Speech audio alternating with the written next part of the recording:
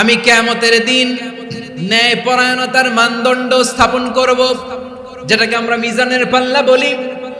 আল্লাহ বলেন ন্যায় বিচারের মানদণ্ড কিয়ামতের ময়দানে আমি আল্লাহ স্থাপন করব। সেদিন কারো প্রতি বিন্দু পরিমাণ, এক চুল পরিমাণ অবিচার করা হবে না, কোনো বিচার করা হবে না। সেদিন সুশাসন হবে, সুবিচার হবে, ন্যায় পরায়ণতার সাথে বিচার হবে। আওয়াজ করে পড়েন আল্লাহু আকবার। তাহলে প্রিয় ভাইরা, যে তিনটি বিষয়ে আল্লাহ তাআলা আমাদেরকে আদেশ দিয়েছেন, তার প্রথমটা হচ্ছে আদালত, ইনসাফ, সুবিচার, ন্যায় বিচার। এটা আমরা চাই কি চাই না? বিশ্বনবী ন্যায় বিচার, ন্যায় পরায়ণতা, সুশাসন প্রতিষ্ঠিত করেন কি করেন নাই? আপনারা বিশ্বনবীর সিরাত যারা পড়েছেন, আপনি দেখবেন বিশ্বনবীর সিরাতের পরতে পরতে, বাকে বাকে, সিরাতের বাকে বাকে এই আদালতের নমুনা মেলে। সুবহানাল্লাহ বলেন। ছোট্ট একটা নমুনা রাসূল সাল্লাল্লাহু আলাইহি ওয়াসাল্লামের আসিরা আল আতরা থেকে ছোট্ট একটা নমুনা আপনাদের খেদমতে এখানে উপস্থাপন করি। বিশ্বনবী সাল্লাল্লাহু আলাইহি ওয়াসাল্লাম মক্কা বিজয় করলেন ৮ম হিজরিতে। মক্কা বিজয় শেষে তিনি কয়েক সপ্তাহ মক্কাতে অবস্থান করলেন। ইন দ্য মিন টাইম মক্কার একটা ভেরি প্রেস্টিজিয়াস এন্ড ডিগনিফাইড ফ্যামিলির নারী চুরিতে ধরা পড়ল। কিসে ধরা পড়ল? সবাই বলেন কিসে? আমাদের সমাজে আসেনি এটা? আছে? ছোট না বড়? হ্যাঁ, হিসাব করে শেষ করা যায় না। ৩.৫ লাখ কোটি টাকা নাই উন্নয়ন প্রকল্পের নামে। উন্নয়ন প্রকল্পের নামে ৩.৫ লাখ কোটি টাকা নাই। ৩.৫ লাখ কোটি টাকা লিখতে পারবেন আপনি? এক টানে লিখতে পারবেন? বুঝতেছেন কত বড় সংখ্যা?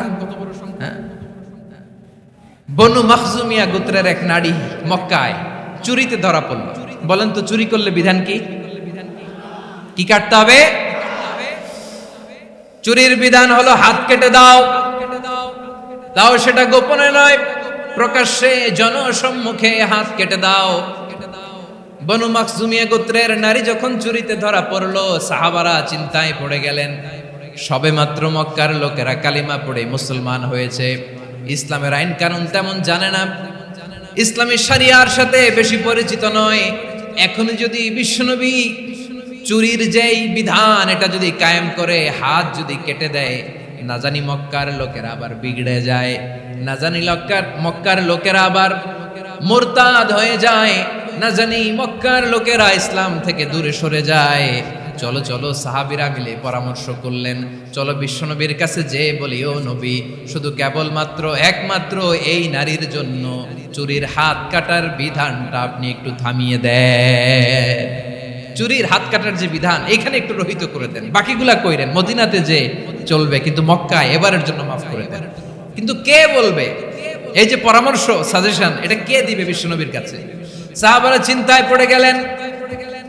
আল্লাহর নবীর সামনে দাঁড়িয়ে আল্লাহর দেয়া হুদুদ, আল্লাহর দেয়া বিধান থামিয়ে দেওয়া, মাফ করে দেওয়া, এই কথা বিশ্বনবীর সামনে বলার সাহস তো কেউ রাখে না।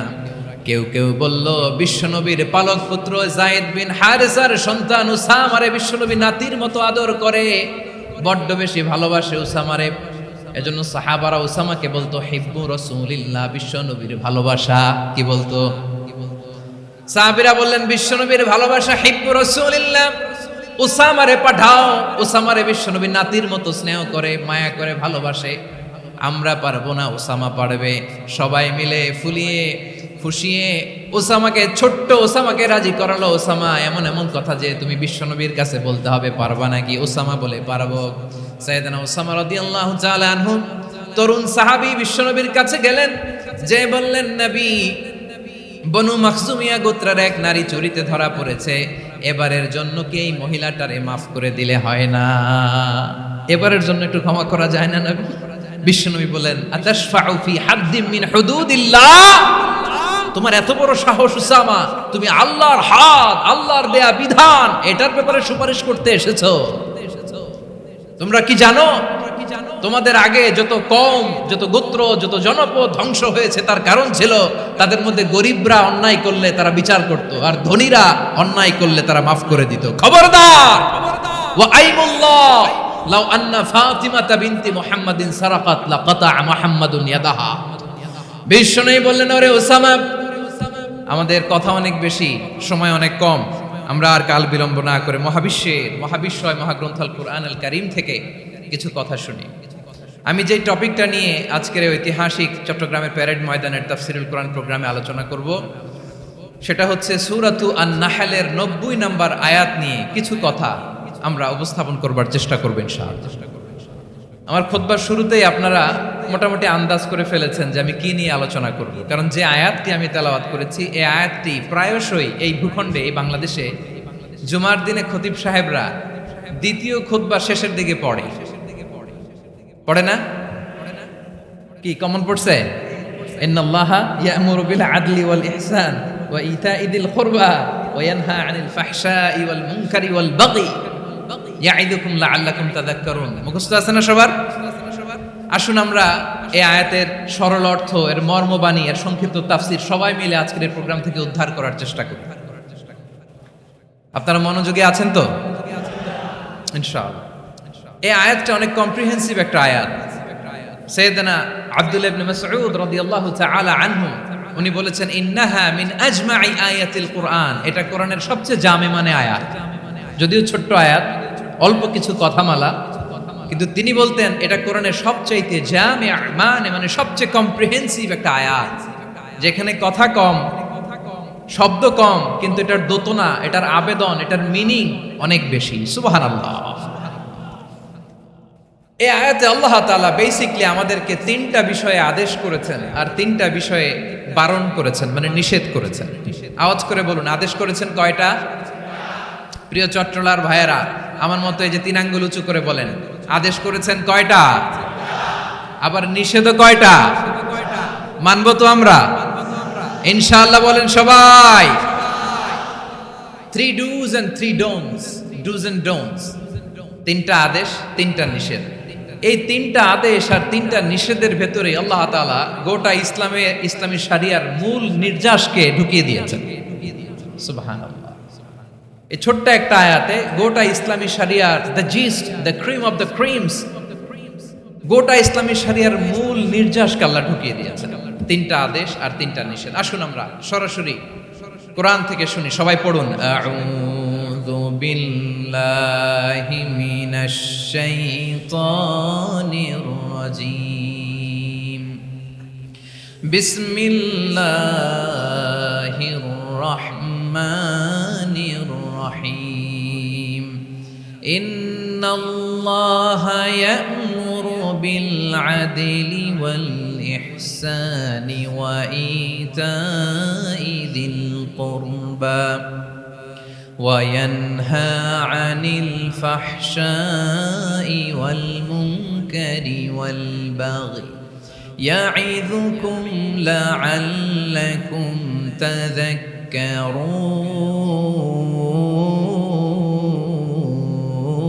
তাযাক্কারুন।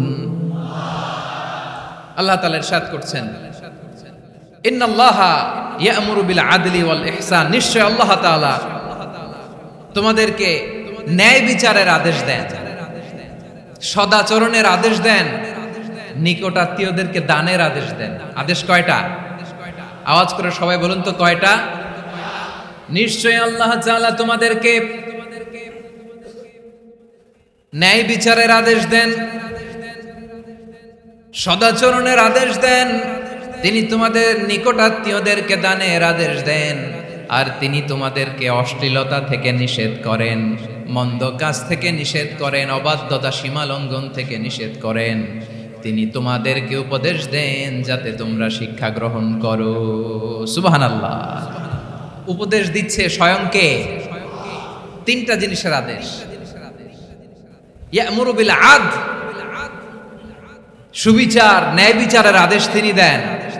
ইহসানের আদেশ দেন, যাতে আমরা ইহসান করি, একে অপরের প্রতি সুবিচার করি, মহানুভবতা দেখাই, অনুগ্রহ দেখাই, আর নিকট আত্মীয়দেরকে যেন আমরা দান করি। এই তিনটা আদেশ তিনি দিয়েছেন।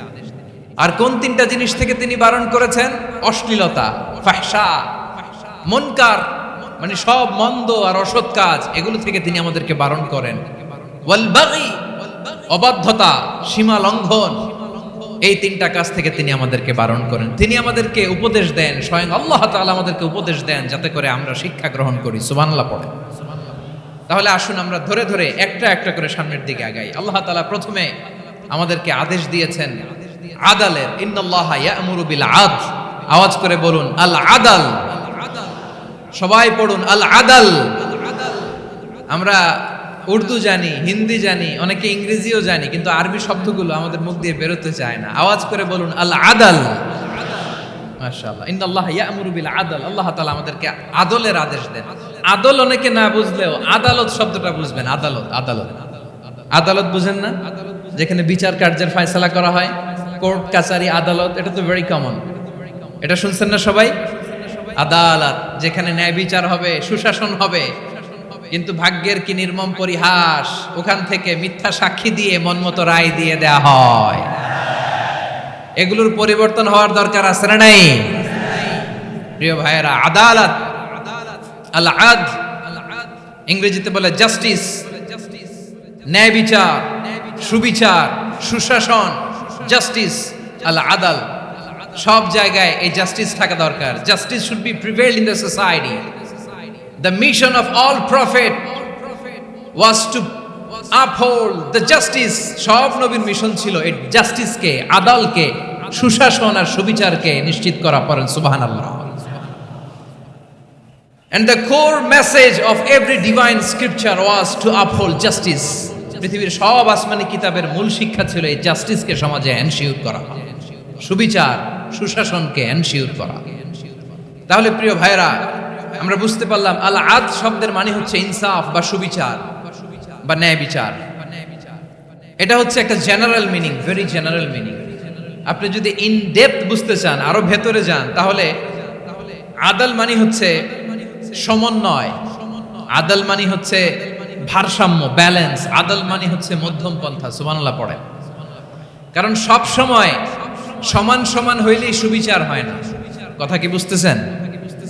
ইসলামের দ্য কনসেপ্ট অফ আদল, এটা এমন আদল, এটা সব সময় সমান সমান নয়। যখন সমান সমান দেয়া দরকার, ইসলাম সমান সমান দেয়। যখন ব্যালেন্স করা দরকার, চেক এন্ড ব্যালেন্স, সমন্বয়, ভারসাম্য করা দরকার, তখন ইসলাম ভারসাম্য করে দেয়। এটার নাম আদল। সুবহানাল্লাহ। সহজ করে আপনাদেরকে বুঝাই। যেমন ধরুন, একটা পরিবারের 3 জন সদস্য, স্বামী, স্ত্রী আর সন্তান। তাদের সকালবেলার ব্রেকফাস্টে, স্বামীর সকালের নাস্তায় স্বামীর 3টা রুটি লাগে আর সন্তানের 1টা রুটি লাগে। এখন আমি যদি সমান সমান করে আদল করতে চাই, সবাইকে যদি 3টা করে রুটি দেই, তাহলে স্বামী বেচারার জন্য ঠিক আছে? কি বলেন? কথা কি বুঝতেছেন না কষ্ট হয়ে যাচ্ছে? যদি সমান সমানের নিয়মে আগাই, তাহলে 3টা করে যদি রুটি দেই, স্বামীর জন্য ওকে, কিন্তু স্ত্রীর জন্য 1টা বেশি হয়ে যায়। আর সন্তানের জন্য কয়টা বেশি হয়? আচ্ছা, এই তো বুঝতেছেন, মাশাআল্লাহ। আচ্ছা, 2টা করে যদি সবাই রে দেয় সমান সমান নীতিতে, তাহলে স্ত্রীর জন্য, স্ত্রী বেচারির জন্য ঠিক আছে, কিন্তু স্বামীর কয়টা কম পড়ে? আর সন্তানের বেশি হয়ে যায় কয়টা? আচ্ছা, সমান সমান নীতিতে সবাইকে যদি সকালের নাস্তার জন্য 1টা করে রুটি দেই, সন্তানের জন্য ঠিক আছে, কিন্তু স্ত্রী বেচারির কম পড়ে কয়টা?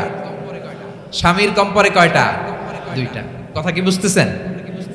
আর আমি যদি স্বামীকে দেই 3টা, স্ত্রীকে দেই 2টা আর সন্তানকে দেই 1টা, তাহলে কারো অপচয় হবে না। যার যতটুকু দরকার ঠিক ততটুকুই কাজে লাগবে। চিল্লায় বলেন ঠিক কিনা? এটাই হচ্ছে ইসলামের আদল, যেখানে যার যতটুকু দরকার তাকে সেখানে ঠিক ততটুকু দিয়ে দেওয়ার নামই হচ্ছে আদল। চিল্লায় পড়েন আল্লাহু আকবার। রব্বুল আলামিন বলেন, ইউসিকুমুল্লাহু ফি আওলাদিকুম লিযযাকারি মিসলু হাযযিল উনসায়াইন। আল্লাহ তোমাদেরকে ওসিয়ত করেন, তোমাদেরকে আদেশ দেন, উত্তরাধিকার সম্পদ যখন বন্টন হবে, ছেলেরা যতটুকু পাবে, মেয়ে পাবে তার অর্ধেক। সুবহানাল্লাহ বলেন। দেখেন, ছেলে যদ্দূর, মেয়ে অর্ধেক। ছেলে ডবল পাবে। আপাত দৃষ্টিতে মনে হয় এখানে অবিচার হয়েছে, কিন্তু আসলে কি অবিচার হয়েছে? আপনি বিয়ের ক্ষেত্রে যান, ওইখানে আবার ছেলে মোহরানা দেয়, মেয়ে সেখানে মোহরানা পায়। তাহলে চেক এন্ড ব্যালেন্স, ভারসাম্য, ব্যালেন্স, মধ্যম পন্থা এখানে আছে না নাই? এটাই হচ্ছে ইসলামের আদল। আল্লাহ তাআলা এই আদলের আদেশ দিয়েছেন, সুবিচার, ন্যায় বিচার, সুশাসন এবং ভারসাম্যের আদেশ দিয়েছেন। প্রিয় ভাইয়েরা, একটি শান্তিময় সমাজ, একটা সমৃদ্ধ সমাজ, একটা মানবিক সমাজ যদি আমরা পেতে চাই, এই আয়াতের মধ্যে যতগুলো পয়েন্ট আছে সবগুলোর বাস্তবায়ন লাগবে। কথা বুঝতে পেরেছেন? বলেন, আওয়াজ করে বলেন, আমরা একটা শান্তির সমাজ চাই কি চাই না? আমরা একটা সমৃদ্ধ বাংলাদেশ চাই কি চাই না? আমরা একটা মানবিক বাংলাদেশ চাই কি চাই না? এই আয়াতে আল্লাহ তাআলা একটা মানবিক সমাজের রূপরেখা টেনেছেন। তার প্রথম কথা হচ্ছে ইন্নাল্লাহা ইয়ামুরু বিল আদল। আল্লাহ তাআলা তোমাদেরকে আদলের নির্দেশনা দেয়, সুবিচার সুশাসনের নির্দেশনা দেয়। যে সমাজে আদল থাকে না সেই সমাজে জুলুম মানুষের ঘাড়ে চেপে বসে। আদলের বিপরীত হচ্ছে জুলুম। আদলের বিপরীত কি? জুলুম বা জাওর, অত্যাচার, অবিচার, বৈষম্য। এই যে বৈষম্য বিরোধী ছাত্র আন্দোলন কমন পড়ছে? এই যে একজন সমন্বয়ক তো দেখা করলো আমার সাথে। জুলুম মানে হচ্ছে বৈষম্য। বৈষম্যের স্থান ইসলামে নাই, অবিচারের স্থান ইসলামে নাই, জুলুমের স্থান ইসলামে নাই। আল্লাহ তাআলা বলেন যে আমি জুলুমকে নিজের জন্য হারাম করেছি এবং তোমাদের জন্য হারাম করেছি।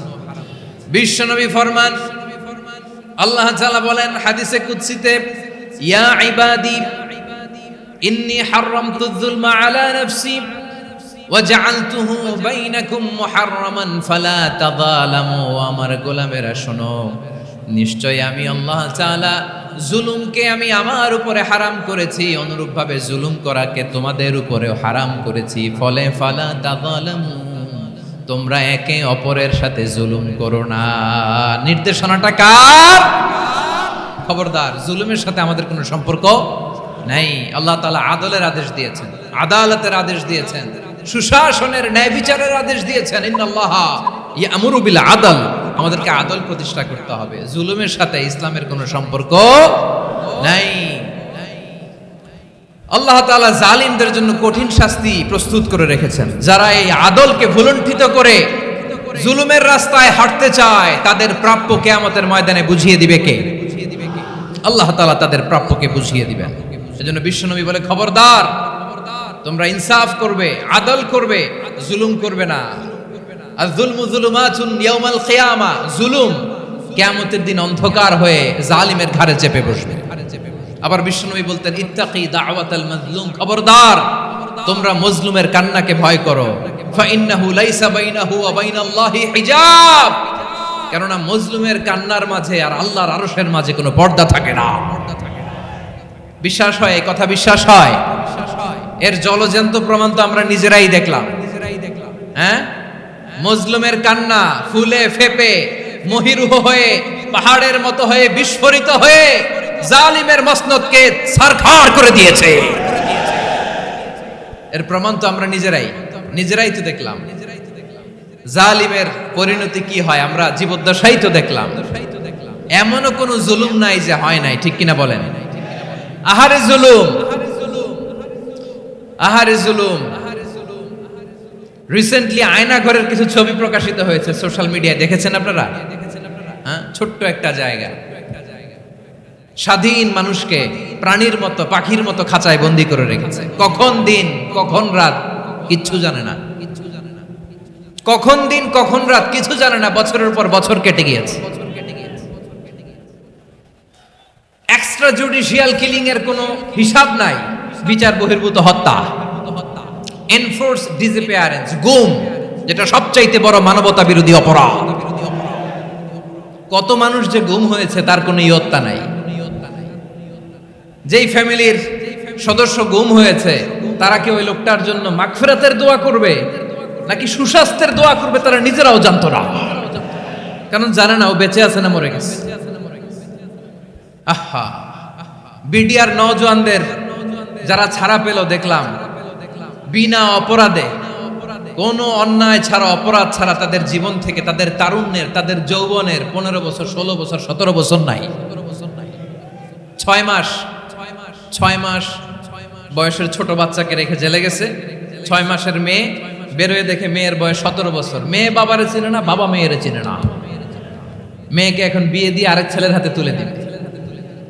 মেয়ের শৈশব বাবা দেখে নাই, মেয়ের কৈশোর বাবা দেখে নাই, মেয়ের তারুণ্য দেখে নাই। আরেক যুবককে দেখলাম 14 বছরের 14 দিনের সংসার, 2 সপ্তাহের সংসার শেষে জেলে গেছে।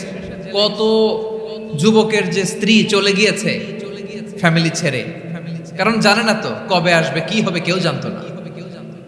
দাম্পত্য জীবনের মাত্র 14 দিনের স্মৃতি, এই স্মৃতিকে আঁকড়ে ধরে এক বোন 16টা বছর 17টা বছর কাটিয়ে দিয়েছে। আমি নিউজটা দেখে ভাবলাম আমার এই বোনের প্রতিটি দিন কিভাবে কেটেছে, প্রতিটি রাত কিভাবে কেটেছে, প্রতিটি ক্ষণ কিভাবে কেটেছে। বিশ্বনবী বলেছেন ইত্তাকি দাওয়াতাল মাজলুম ফাইন্না লাইসা বাইনাহু ওয়া বাইনাল্লাহি হিজাব।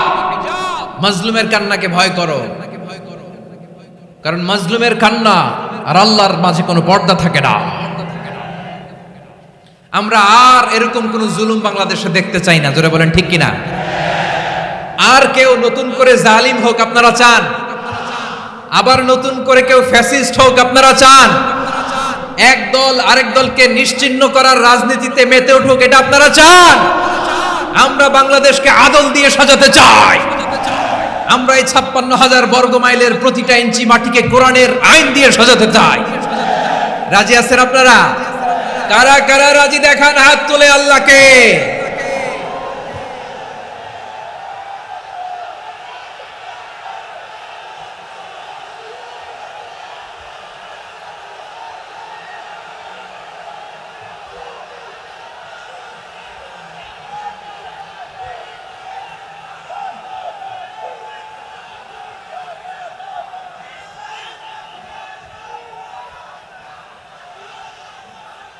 বসুন আমার প্রিয় বীর চট্টলার তৌহিদি মুসলমান, আমরা আর নতুন করে কেউ জালিম হোক এটা চাই না, নতুন করে আবার কেউ ফ্যাসিস্ট হোক আমরা চাই না, এক দল আরেক দলকে নিশ্চিহ্ন করার রাজনীতি করুক আমরা চাই না।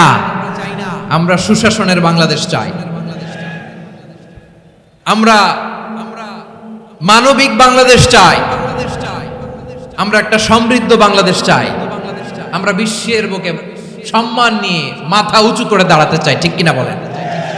আল্লাহ বললেন এটা যদি তোমরা চাও, একটা সমৃদ্ধ সমাজ যদি বিনির্মাণ করতে চাও, মানবিক সমাজ যদি বিনির্মাণ করতে চাও, আমি তোমাদেরকে সেজন্য প্রথমে আদালতের নির্দেশ দিলাম। ইন্নাল্লাহা ইয়া'মুরু বিল আদল, নিশ্চয় আল্লাহ তাআলা তোমাদেরকে ন্যায় বিচার সুশাসন এটার আদেশ দেন। সুবহানাল্লাহ।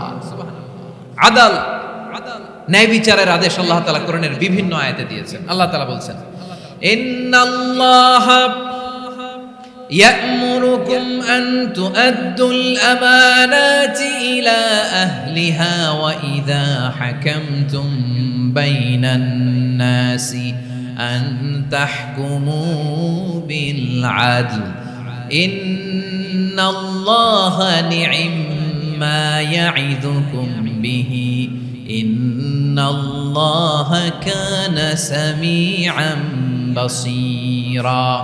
আল্লাহ তাআলা বললেন,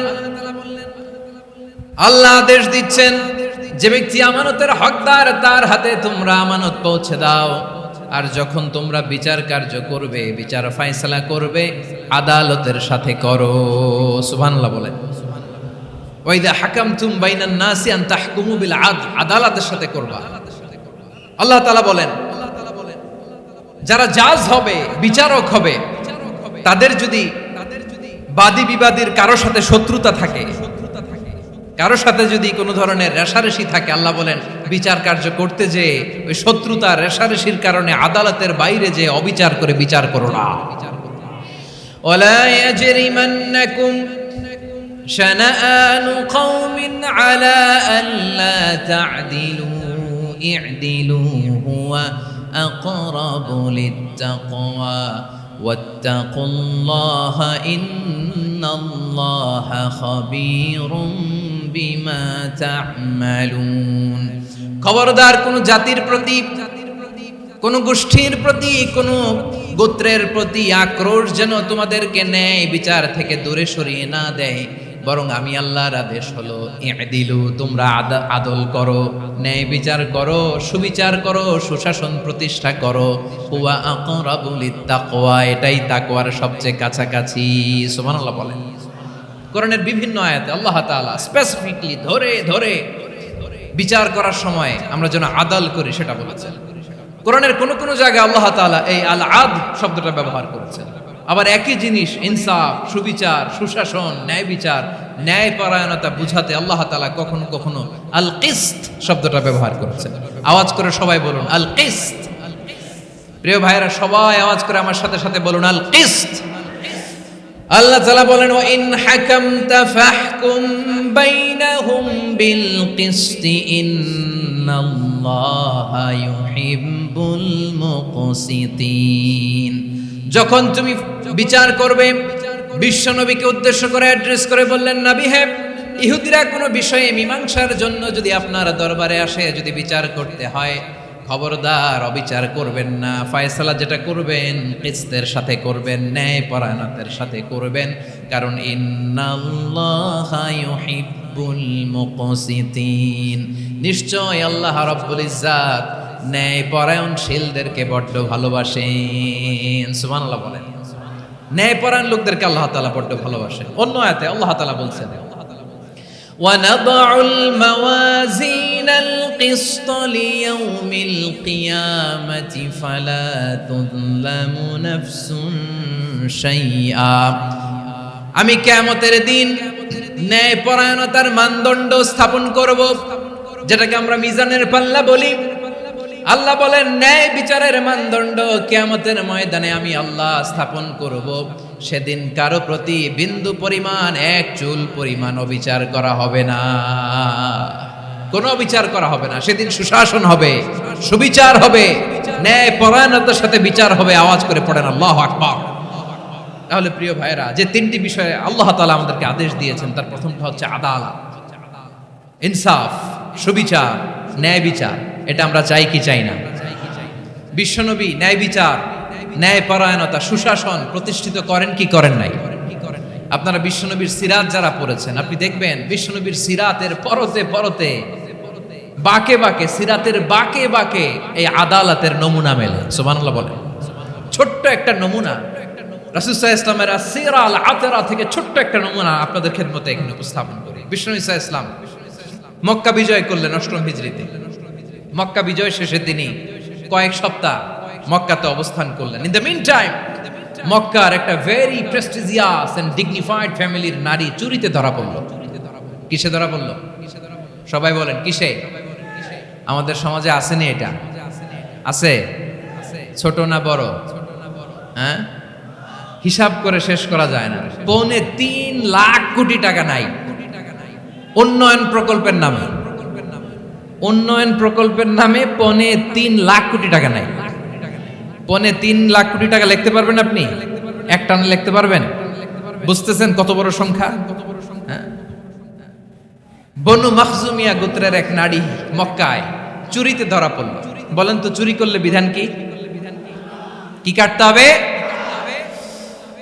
চুরির বিধান হলো হাত কেটে দাও।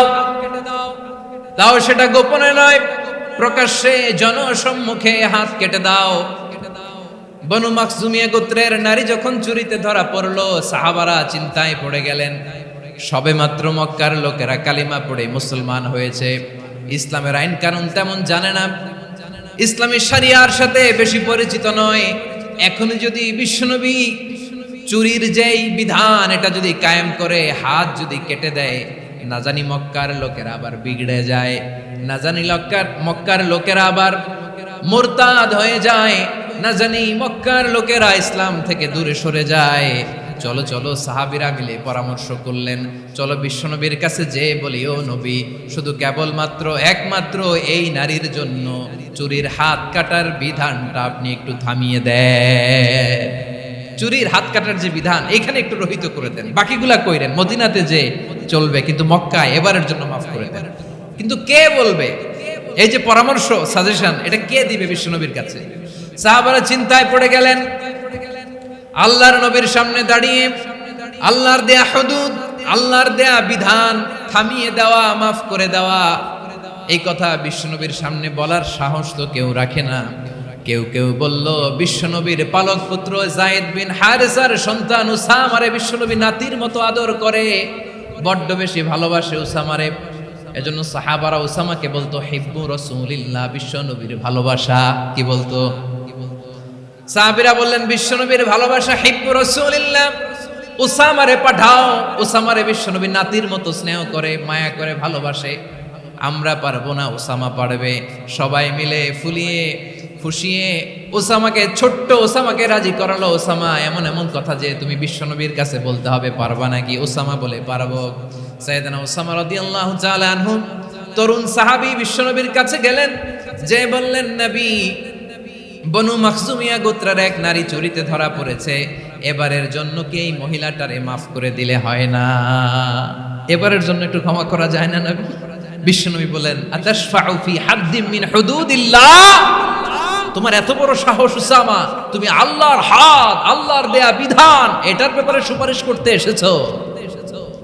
তোমরা কি জানো তোমাদের আগে যত কওম, যত গোত্র, যত জনপদ ধ্বংস হয়েছে তার কারণ ছিল তাদের মধ্যে গরিবরা অন্যায় করলে তারা বিচার করত, আর ধনীরা অন্যায় করলে তারা মাফ করে দিত। খবরদার!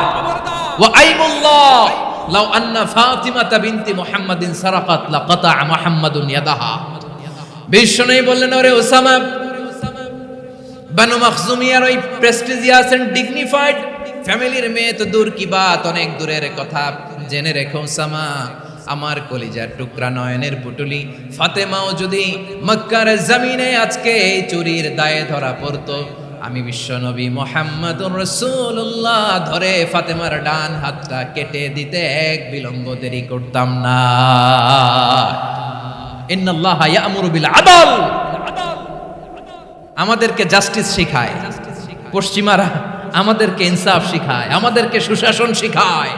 আর ইনসাফ, সুশাসন, ন্যায় বিচার, সুবিচার, জাস্টিস কারে বলে বিশ্বনবীর বায়োগ্রাফি থেকে জেনে নাও। এই ছিল বিষ্ণু ঈসা ইসলামের আদালতের নমুনা। আপনি যদি সাইয়েদনা ওমরে ফারুকের জীবনের দিকে তাকান,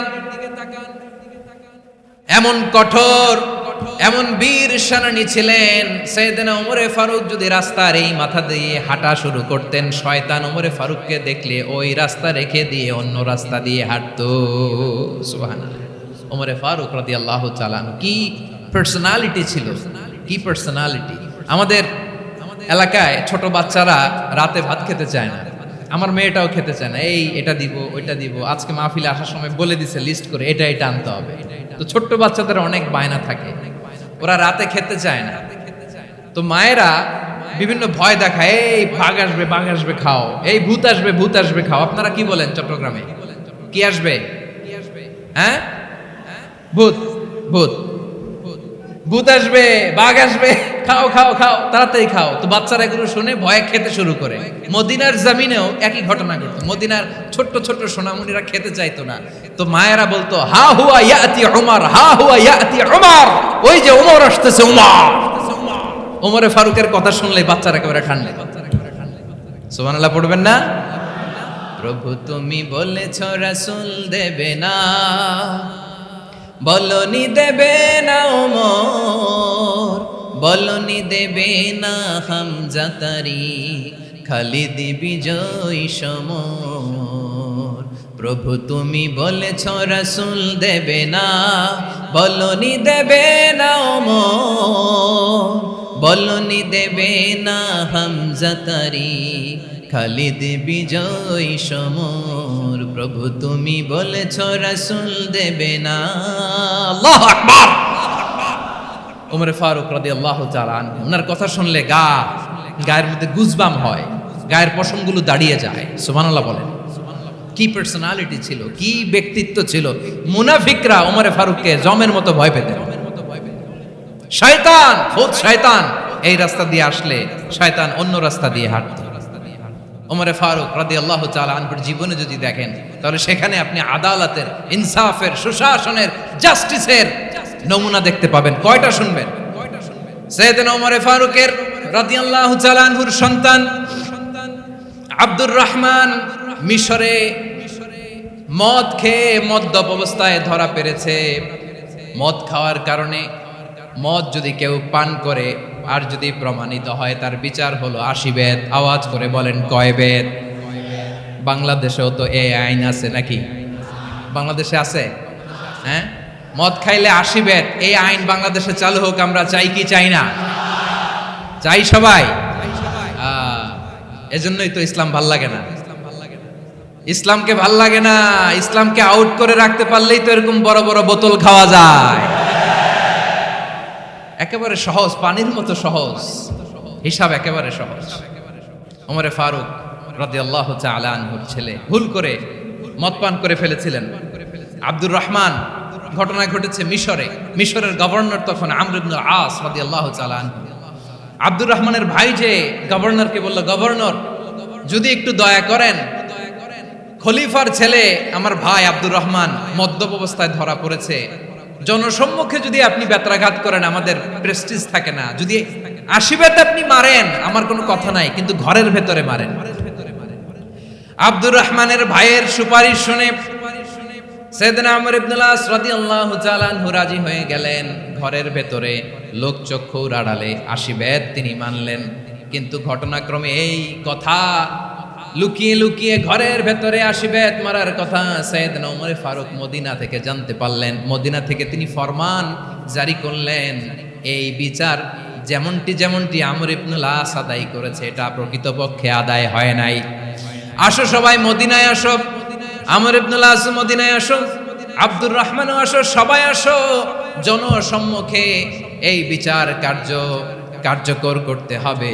সাইয়েদনা ওমর ফারুক মসজিদে নববীর পিলারের মধ্যে নিজের ছেলেকে বাঁধলেন, আবার জনসম্মুখে ৮০টা বেত তার গায়ের মধ্যে মারলেন। মাজমুয়ে ফাতাওয়া ইবনে তাইমিয়া রাহিমাহুল্লাহ উনি এটা নকল করেছেন। এটা সবচেয়ে বিশুদ্ধ মত, আর অনেক মত আছে। মারা গেছে কবরের উপর, ওগুলো বাদে দিলাম। কেমন খলিফা ছিলেন, কেমন খলিফা! পশ্চিমারা তোমরা জাস্টিস আমাদেরকে শেখাও, ইনসাফ কারে বলে সুশাসন আমাদেরকে তোমরা শেখাও। ওমরে ফারুক রাদিয়াল্লাহু তাআলা ওই বিচারকে তিনি ধর্তব্য মনে করেন নাই। মদিনাতে এনে আবার জনসম্মুখে আবার ৮০ বেত মেরেছেন। মিশরে ওমরে ফারুক রাদিয়াল্লাহু তাআলা আনহু আমর ইবনুল আসকে গভর্নর করে পাঠালেন। সেখানে আমর ইবনুল আসের ছেলে একটা প্রতিযোগিতায় রানার আপ হয়েছে। এক মিশরি সেখানে চ্যাম্পিয়ন হয়েছে। রানার আপ বুঝতে পেরেছেন তো? রানার আপ সেকেন্ড হয়েছে, এক মিশরি হয়েছে চ্যাম্পিয়ন প্রথম। কিন্তু গভর্নরের ছেলে ও জিততে পারে নাই, ও রাগে ওই মিশরির গায়ের মধ্যে কয়েকটা লাঠি দিয়ে বাড়ি মেরেছে। মিশরি যে মদিনাতে ওমরে ফারুকের কাছে বিচার দিলেন, আপনার গভর্নরের ছেলে অন্যায়ভাবে আমার গায়ে হাত তুলেছে। সাইয়েদনা ওমরে ফারুক আবার ফরমান জারি করলেন, আসো মদিনাতে আসো। মিশরীকে ডাকলেন। ওই মিশরের গভর্নর আমর ইবনুল আস রাদিয়াল্লাহু তাআলা আনহুকে ডাকলেন, তার ছেলেকেও ডাকলেন। সবাই বসে রইল। আমর ইবনুল আস রাদিয়াল্লাহু তাআলা আনহু মাথা নিচু করে বসে আছেন, লজ্জায় কাচুমাচু। হায় হায়, আজকে আমার ছেলের কারণে আমিরুল মুমিনিন খলিফাতুল মুসলিমিন ওমরে ফারুকের কাছে আমি জনসম্মুখে লজ্জিত হচ্ছি। সাইয়েদনা ওমরে ফারুক বললেন, এই নাও লাঠি, গভর্নরের ছেলে তোমার মাথার মধ্যে যতগুলো বাড়ি মেরেছে আজকে জনসম্মুখে তুমি অতগুলা বাড়ি মারো। মিশরি বলে, থাক, আপনি যে ডেকে আনছেন সবার সামনে এটা বলছেন, এতেই আমি খুশি। আল্লাহু আকবার! আপনার মহানুভবতা দেখে আমি খুশি, আর অপমানের দরকার নাই। ওমরে ফারুক বলে, না, খবরদার, এই কথা মিশরি তুমি বলো না, মারো, যতগুলা বাড়ি মেরেছে মারো। বাধ্য হয়ে মিশরি আমর ইবনুল আসের সামনে ওনার কলিজার টুকরা সন্তানের মাথার মধ্যে বাড়ি মারতে আরম্ভ করলেন। ঠিক যতগুলা বাড়ি গভর্নরের ছেলে আমর ইবনুল আসের ছেলে মিশরির গায়ে মেরেছিল, মাথায় মেরেছিল, মিশরি গুনে গুনে ততটা মারলেন। এই দৃশ্য দেখে ওমরে ফারুক রেগে মেগে আগুন, রাগের চোটে রাগ সামলাতে না পেরে আর নিজেকে সামলাতে না পেরে মিশরিরে বললেন, ছেলেরে মারা শেষ হয়ে গেলে এবার বাবার টাক মাথার মধ্যে কয়েকটা বাড়ি মার। রাগের চোটে, আউট অফ অ্যাঙ্গার, রাগের চোটে, যে আমার পাঠানো গভর্নর আমর ইবনুল আস তার ছেলেকে কেন আদব তারবিয়া কেন শিক্ষা দিতে পারে না। ছেলেরে মারা হইলে এবার আমর ইবনুল আসের মাথার মধ্যে দুইটা মারো। এটা রাগে বলেছে, এটা শাস্তি হিসেবে না। সুবহানাল্লাহ পড়ে। তোমরা আমাদেরকে সুশাসন শিখাও, আমাদেরকে সুশাসন শিখাও। বিশ্বনবী বলেন, আদল এটা যেন কোনো বিষয় না, এটা দিয়েই মানবিক সমাজ গড়তে হবে। আল্লাহ তাআলা কিয়ামতের কঠিন ময়দানে যেদিন স্বামী স্ত্রীকে চিনবে না, স্ত্রী স্বামীকে দেখে পালিয়ে যাবে, বন্ধু বন্ধুরে চিনবে না, পীর সাহেব মুরিদরে চিনবে না, মুরিদ পীর সাহেবরে চিনবে না, দলের কর্মী তার নেতারে চিনবে না, নেতা তার কর্মীরে চিনবে না, বন্ধু বন্ধুরে দেখে পালাবে। এই কঠিন মুহূর্তে সূর্যটা মাথার কাছে চলে আসবে, জমিনটা তামার জমিন হবে, আজকের জমিনের মতো নয়। মানুষ ঘর্মাক্ত, ক্লান্ত, শ্রান্ত মাথার মগজগুলো কানের ছিদ্র আর নাকের ছিদ্র দিয়ে বেয়ে বেয়ে পড়বে। বিশ্বনবী ফরমান, ময়দানে 7 শ্রেণীর ব্যক্তিকে রব্বুল আলামিন তার আরশের নিচে ছায়া দিবেন। তার মধ্যে প্রথম শ্রেণীর ব্যক্তি হলো ইমামুন আদিল। ইমামুন আদিল, ন্যায়পরায়ণ শাসক, যে ইনসাফের সাথে বিচার করে, যে জাস্টিস সমাজে সার্ভ করে, যে সুশাসন নিশ্চিত করে, ওই ইমামুন আদিল। আদিল শব্দটা বুঝছেন না? ইন্নাল্লাহা ইয়া'মুরু বিল আদল, পাইছেন? আদিল। 7 শ্রেণীর ব্যক্তিকে আল্লাহ তাআলা সুশীতল আরশের নিচে ছায়া দিবেন, যেদিন তার দেয়া ছায়া ছাড়া কোনো ছায়া থাকবে না। এর প্রথম হচ্ছে ইমামুন আদিল, ন্যায়পরায়ণ শাসক। চিল্লায় বলেন সুবহানাল্লাহ।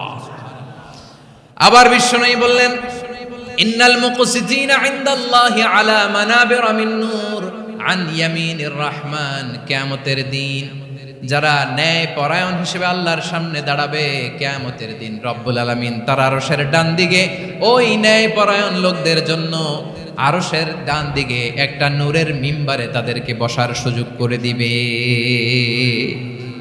আল্লাহর আরশের ডান দিকে ন্যায়পরায়ণ লোকদের জন্য আল্লাহ তাআলা নূরের মিম্বার বানাবে। 4টে কেন কথা মনে করেছেন? আল আদাল, জাস্টিস, ইন্নাল্লাহা ইয়া'মুরু বিল আদল। আল্লাহ তাআলা এই আদালতের নির্দেশনা দেন, সুবিচার, সুশাসন। প্রিয় ভাইয়েরা, এটা আমরা বাংলাদেশে চাই কি চাই না? এই যে অরাজকতা, এই যে অন্যায়, এই যে জুলুম, এই যে ইনকনসিস্টেন্সি, সমাজের অসঙ্গতির প্রধান কারণ জাস্টিস নাই, সুবিচার নাই, সুশাসন নাই। শেষবারের মতো আওয়াজ করে বলেন তো, আমরা বাংলাদেশে আদল চাই কি চাই না? তাহলে প্রথম নির্দেশনা শেষ, আল্লাহ তাআলা তোমাদেরকে আদলের আদেশ দেন। এরপরে আল্লাহ বললেন, আমি তোমাদেরকে ইহসানের আদেশ দেই। ইন্নাল্লাহা ইয়া'মুরু বিল আদলি ওয়াল ইহসান। আমি তোমাদেরকে যেমনি আদলের নির্দেশনা দেই, তেমনি ভাবে তোমাদেরকে ইহসানের নির্দেশনা দেই। ইহসান, আওয়াজ করে সবাই বলেন তো ইহসান। সবাই বলেননি, সবাই বললে এতটুকু আওয়াজ হবে আমি বিশ্বাস করি না। আওয়াজ করে বলুন আল ইহসান। ইহসান মানে কারো প্রতি সফট হার্টেড হওয়া, মহানুভব হওয়া, অনুগ্রহ পরায়ণ হওয়া, অনুগ্রহশীল হওয়া, একে অপরের প্রতি দয়াদ্র হওয়া। একে অপরের প্রতি দয়াদ্র, অনুগ্রহশীল হওয়া ছাড়া মানবিক সমাজ কশিনকালেও গঠন করা সম্ভব না। প্রিয় ভাইয়েরা, সুন্দর আচরণ দিয়ে, ইহসান দিয়ে যা জয় করা যায়, নরম আচরণ দিয়ে যেটা অর্জন করা যায়, কঠোরতা দিয়ে সেটা পারা যায় না।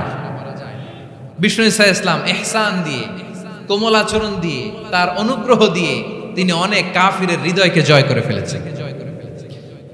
সাইয়েদনা সুমামা ইবনে উসাল রাদিয়াল্লাহু তাআলা আনহুর কথা মনে পড়ে যায়।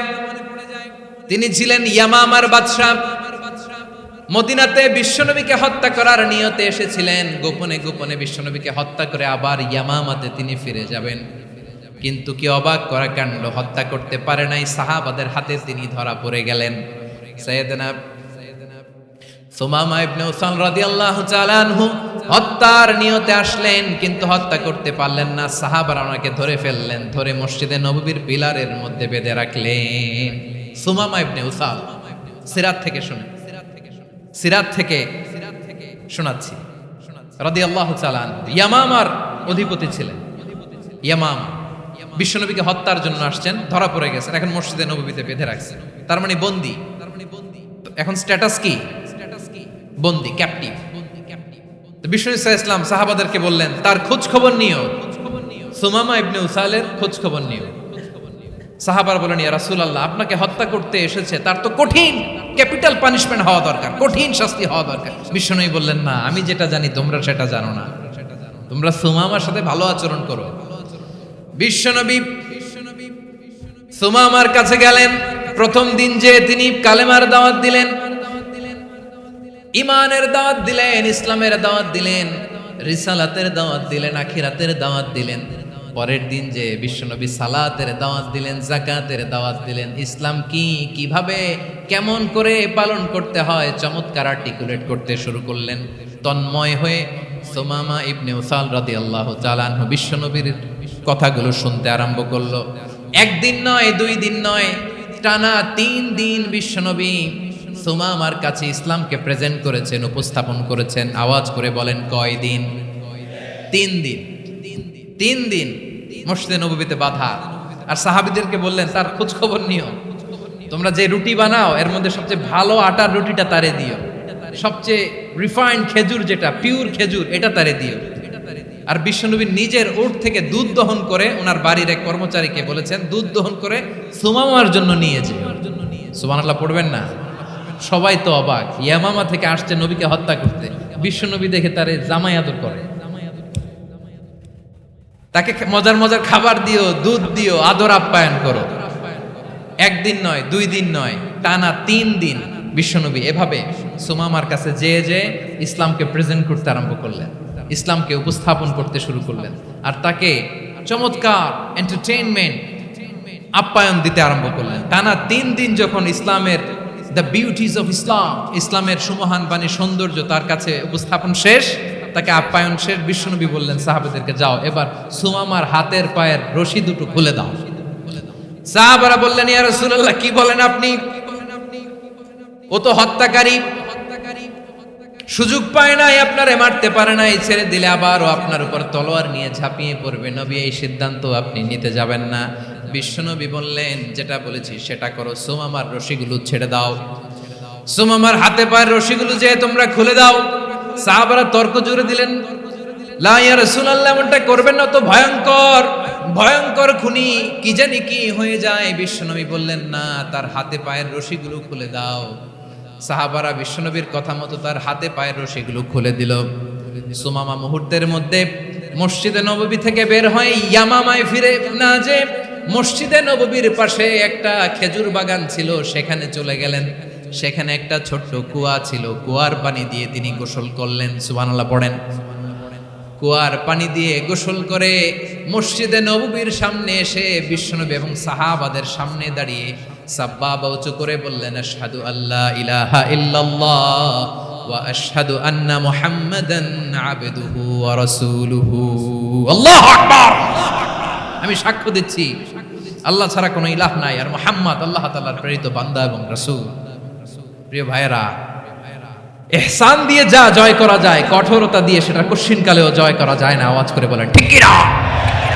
এবার সুমামা দাঁড়িয়ে বলে, ওগো নবী, আমি তো কালিমা পড়ে মুসলমান হয়ে গেলাম, এবার শোনেন, এই মুহূর্তের আগে আপনার চেহারার চাইতে নিকৃষ্ট কোনো চেহারা আমার কাছে ছিল না, কিন্তু শাহাদা পাঠ করার পরে আপনার চেহারার চাইতে উত্তম শ্রেষ্ঠ কোনো চেহারা আমার কাছে আর নাই। ও নবী, আজকের দিনের আগে ইসলাম ধর্মের চেয়ে নিকৃষ্ট অপছন্দনীয় কোনো ধর্ম আমার কাছে ছিল না, কিন্তু এই মুহূর্ত থেকে ইসলামের চেয়ে সেরা শ্রেষ্ঠ পছন্দনীয় কোনো ধর্ম আমার কাছে নাই। নবী গো, আজকের দিনের আগে মদিনার চাইতে অপছন্দনীয় নিকৃষ্ট কোনো শহর আমার কাছে ছিল না, কিন্তু এই মুহূর্তের পর থেকে মদিনার চাইতে কোনো শ্রেষ্ঠ শহর আমার জানা নাই। সে ছিল গমের বড় ডিলার, গম বেচতো। কি বেচতো? তার গম কিনে মক্কার লোকেরা রুটি খাইতো। সে ঘোষণা দিল, আজকে থেকে মক্কাবাসীদের জন্য সব গম আমি হারাম করে দিলাম, মক্কাবাসী এখন না খেয়ে মরে। সুবহানাল্লাহ পড়বেন না?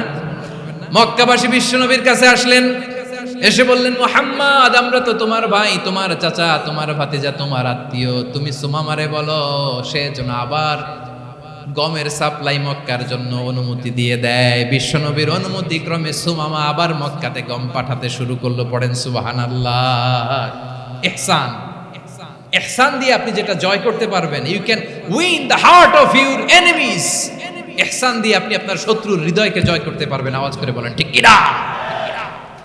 এজন্য আল্লাহ বললেন, ওয়া আনফিকু ফি সাবিলিল্লাহি ওয়া লা তুলকু বিআইদিকুম ইলাত তাহলুকা ওয়া আহসিনু ইন্নাল্লাহা ইউহিব্বুল মুহসিনিন। তোমরা আল্লাহর রাস্তায় দান করবে আর নিজেরা নিজেদেরকে ধ্বংসের হাতে ঠেলে দিও না। তোমরা একে অপরের প্রতি ইহসান করবে, কারণ ইহসানকারীদেরকে আল্লাহ বড্ড ভালোবাসেন। সুবহানাল্লাহ পড়েন। আবার সূরা রহমানে আল্লাহ বললেন, হাল জাযাউল ইহসানি ইল্লাল ইহসান ফাবিআইয়ি আলা, সবাই পড়েন, ফাবিআইয়ি আলাই রাব্বিকুমা তুকাযযিবান। ইহসানের প্রতিদান হিসেবে ইহসানি হয়। বিশ্বনবী সুমামার প্রতি যেমন ইহসান করেছেন, সুমামাও ঠিক তেমন ইহসান ফিরিয়ে দিয়েছে। ঠিক কিনা বলেন? তাহলে এক নম্বরে হচ্ছে আদ, ন্যায় বিচার। দুই নম্বরে সবাই বলেন ইহসান, সদাচরণ। ইহসান দুই ধরনের প্রিয় ভাইরা, ইহসান ফিল ইবাদা, ইহসান ফিল মুআমালা।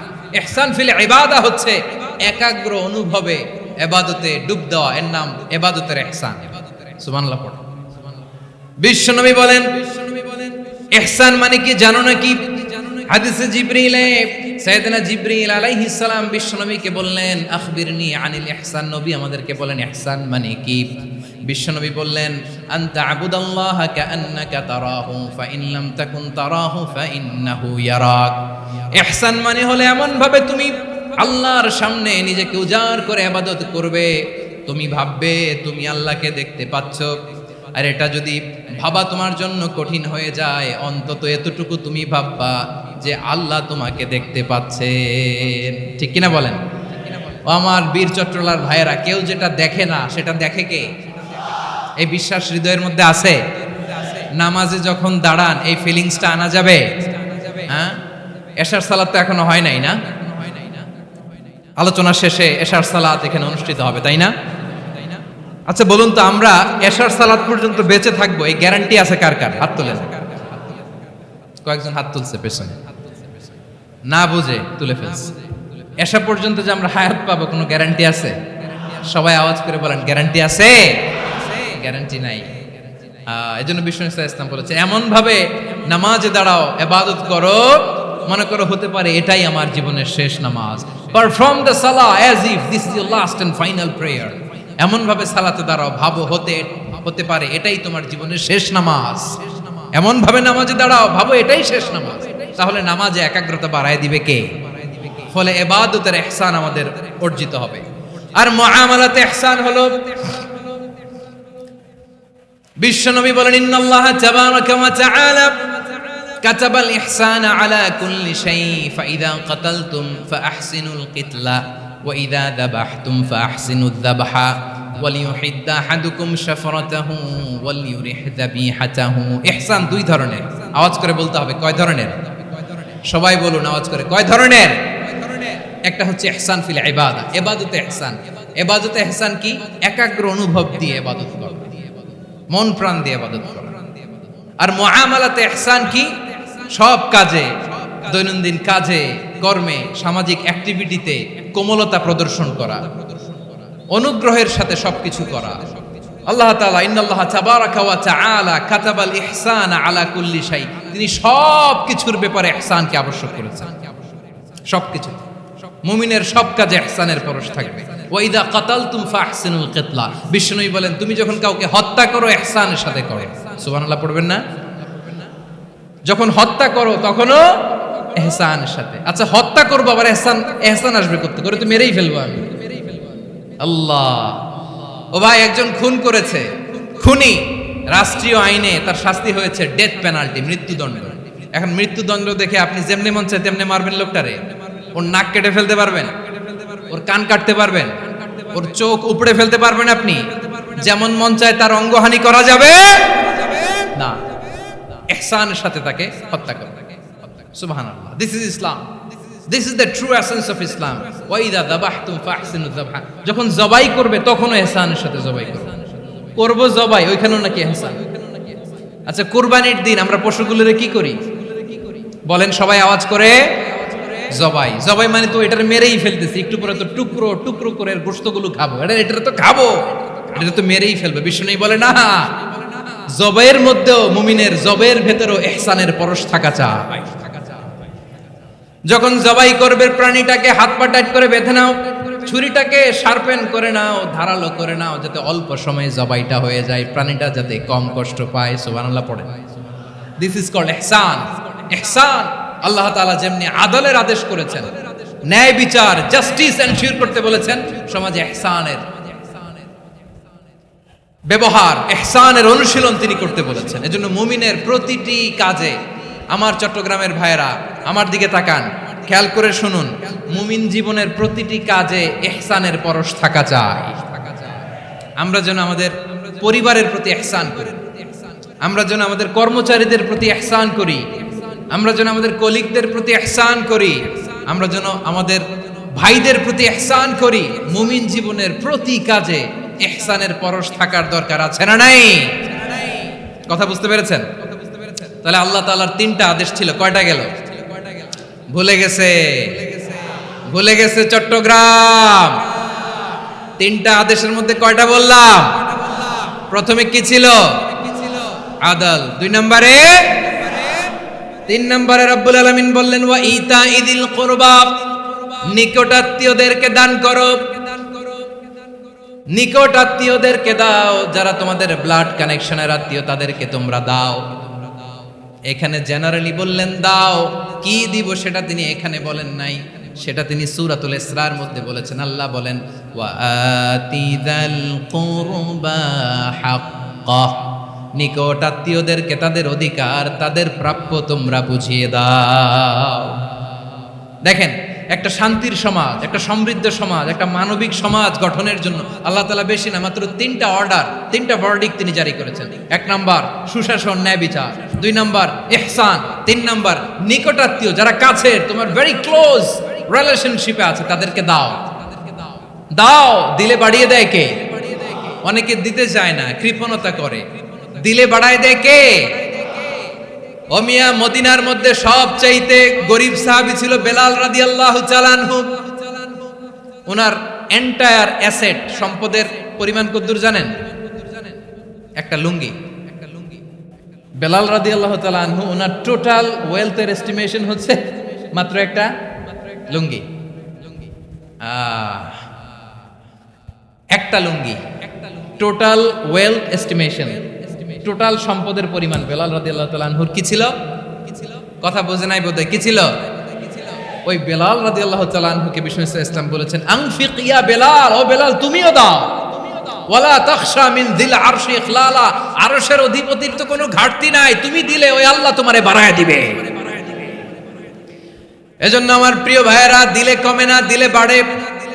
অনেকে ধরে রাখে, নতুন কিছু নিতে পারে না, হাত দিয়ে যেটা ধরে রেখেছেন এটা দিয়ে দেন, বড় একটা ধরার সুযোগ পাবেন। জোরে বলেন ঠিক কিনা? ধরেন 5 কেজি ওজনের একটা ধরে রাখছেন, এখন 10, এটা না ছাড়লে 10 কেজি ধরতে পারবেন আপনি? আচ্ছা, 10 কেজির জিনিস একটা আছে হাতে, ওইটা যদি ছেড়ে দেন তাহলে না 15 কেজি ধরতে পারবেন।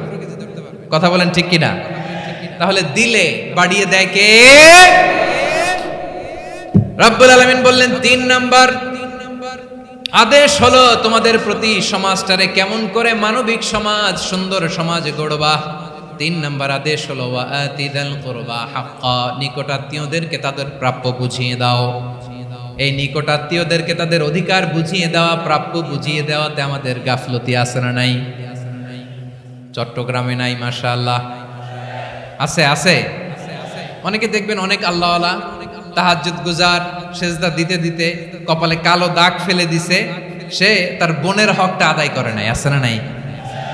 হ্যাঁ, এখানেও আছে। সর্বনাশ। অনেক বড় হাজী সাহেব, বিশাল লম্বা দাড়ি, ছেলেরে সব দিয়ে দিছে, মেয়েরে কিছু দেয় নাই, মেয়ের হক আদায় করে নাই। আছে না নাই? এই হাজী সাহেবেরা, এই আল্লাহওয়ালারা কিয়ামতের ময়দানে আটকে যাবে। আপনি অন্যের অধিকার নষ্ট করেছেন, তাদের রাইটস কে ভায়োলেট করেছেন। এজন্য আল্লাহ তাআলা বলেন, কারো অধিকার যদি কেউ নষ্ট করে, ওই সমাজটা মানবিক সমাজ কঠিনকালেও হতে পারে না। এজন্য 3 নম্বর আল্লাহ বললেন ওয়া ইতা ইদিল কুরবা, নিকটাত্মীয়দেরকে দাও। কি দিবা? তাদের অধিকার দিয়ে দাও। বোনের অধিকার বুঝিয়ে দাও, মেয়ের অধিকার বুঝিয়ে দাও, ফুফুর অধিকার বুঝিয়ে দাও। দেখবেন অনেক মায়েরা ছেলের পাতে মুরগির রান দেয়, মেয়ের পাতে দেয় মুরগির ঠ্যাং। এরকম আছে না নাই? ছেলেরা কি দেয় মুরগির? মেয়ের পাতে কি দেয়? তো মেয়ের কি মুরগির রান খেতে মনে চায় না? মনে চায় না? এমনটা করা যাবে না। নিকটাত্মীয়দেরকে অধিকার দিয়ে দাও, নিকটাত্মীয়ের সাথে সুসম্পর্ক রাখো। আদেশটা কার? এজন্য প্রিয় ভাইয়েরা, জীবনে যদি বারাকা অর্জন করতে চান, নিকটাত্মীয়দের সাথে সুসম্পর্ক রাখতে হবে, তাদের জন্য উপহার পাঠাতে হবে। বিশ্বনবী বলেন, লা ইয়াদখুলুল জান্নাতা কাতে, যে ব্যক্তি আত্মীয়তার সম্পর্ককে ছিন্ন করে দেয়, সে কশিন কালেও আল্লাহর জান্নাতে ঢুকবে না। আপনি কি এটারে সহজ হাদিস মনে করছেন? এটা সহজ কথা? আপনি ভাবছেন আপনার নামাজ আপনারে বাঁচাতে পারবে? আপনার রোজা বাঁচাতে পারবে? আপনার তাহাজ্জুদ আপনারে বাঁচাতে পারবে? অধিকার নষ্ট করলে কিছুই আপনারে বাঁচাতে পারবে। এজন্য নিকট আত্মীয়দেরকে দিতে হবে বেশি বেশি। বিশ্বনবী বলেন, ইন্না সাদাকাতা আলাল মিসকিনি সাদাকা ওয়া আলা যির রাহিমি ইসনাতান সাদাকাতুন ওয়া সিলা। মিসকিন রে দান করলে শুধু দানের সওয়াব হয়, নিকট আত্মীয়কে দান করলে দুইটার সওয়াব হয়। সাদাকার সওয়াব হয়, আবার আত্মীয়তার বন্ধন অটুট রাখার সওয়াব হয়ে যায়। আবার বিশ্বনবী বললেন, মান সাররাহু আইয়ুবসাতা লাহু ফি রিজকিহি ওয়া ইনসা লাহু ফি আসারিহি ফালইয়াসিল রাহিমা। যে ব্যক্তি তার রিজিকের প্রশস্ততা চায় আর হায়াতে বরকত চায়, সে যেন তার আত্মীয়ের সাথে সুসম্পর্ক রাখে। আমার প্রিয় চট্টলার ভাইয়েরা, আমাদের রিজিক বাড়ুক, এটা আমরা চাই কি চাই না? সবাই চান? হ্যাঁ, আমাদের রিজিকে প্রশস্ততা আসুক, চাই কি চাই না? আমাদের হায়াতে বরকত আসুক, আমরা চাই কি চাই না? এই দুইটা যদি চান, তাহলে নিকটাত্মীয়দের সাথে সুসম্পর্ক রাখবেন। পারবেন? তাহলে সমাজটারে মানবিক সমাজ বানায় দিবে কে? তিনটা আদেশ চলে গেল। কয়টা? আওয়াজ করে বলেন। এক নম্বরে কি ছিল? দুই নম্বরে, তিন নম্বরে নিকটাত্মীয়দেরকে দান। আপনাদেরকে আরো শোনার আগ্রহ আছে? আপনাদের মনোযোগ আছে না গেছে? কষ্ট হচ্ছে না? মাশাআল্লাহ, মাশাআল্লাহ। তাকবীর পড়ুন, লিল্লাহি তাকবীর।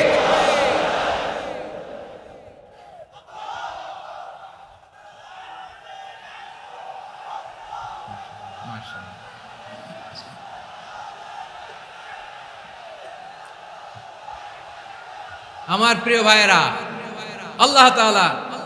আল্লাহ তাআলা তিনটা জিনিসের যেমনি আদেশ করেছেন, অনুরূপভাবে তিনটা বিষয় তিনি বারণ করেছেন, নিষেধ করেছেন। ওগুলোর কাছেও যাওয়া যাবে।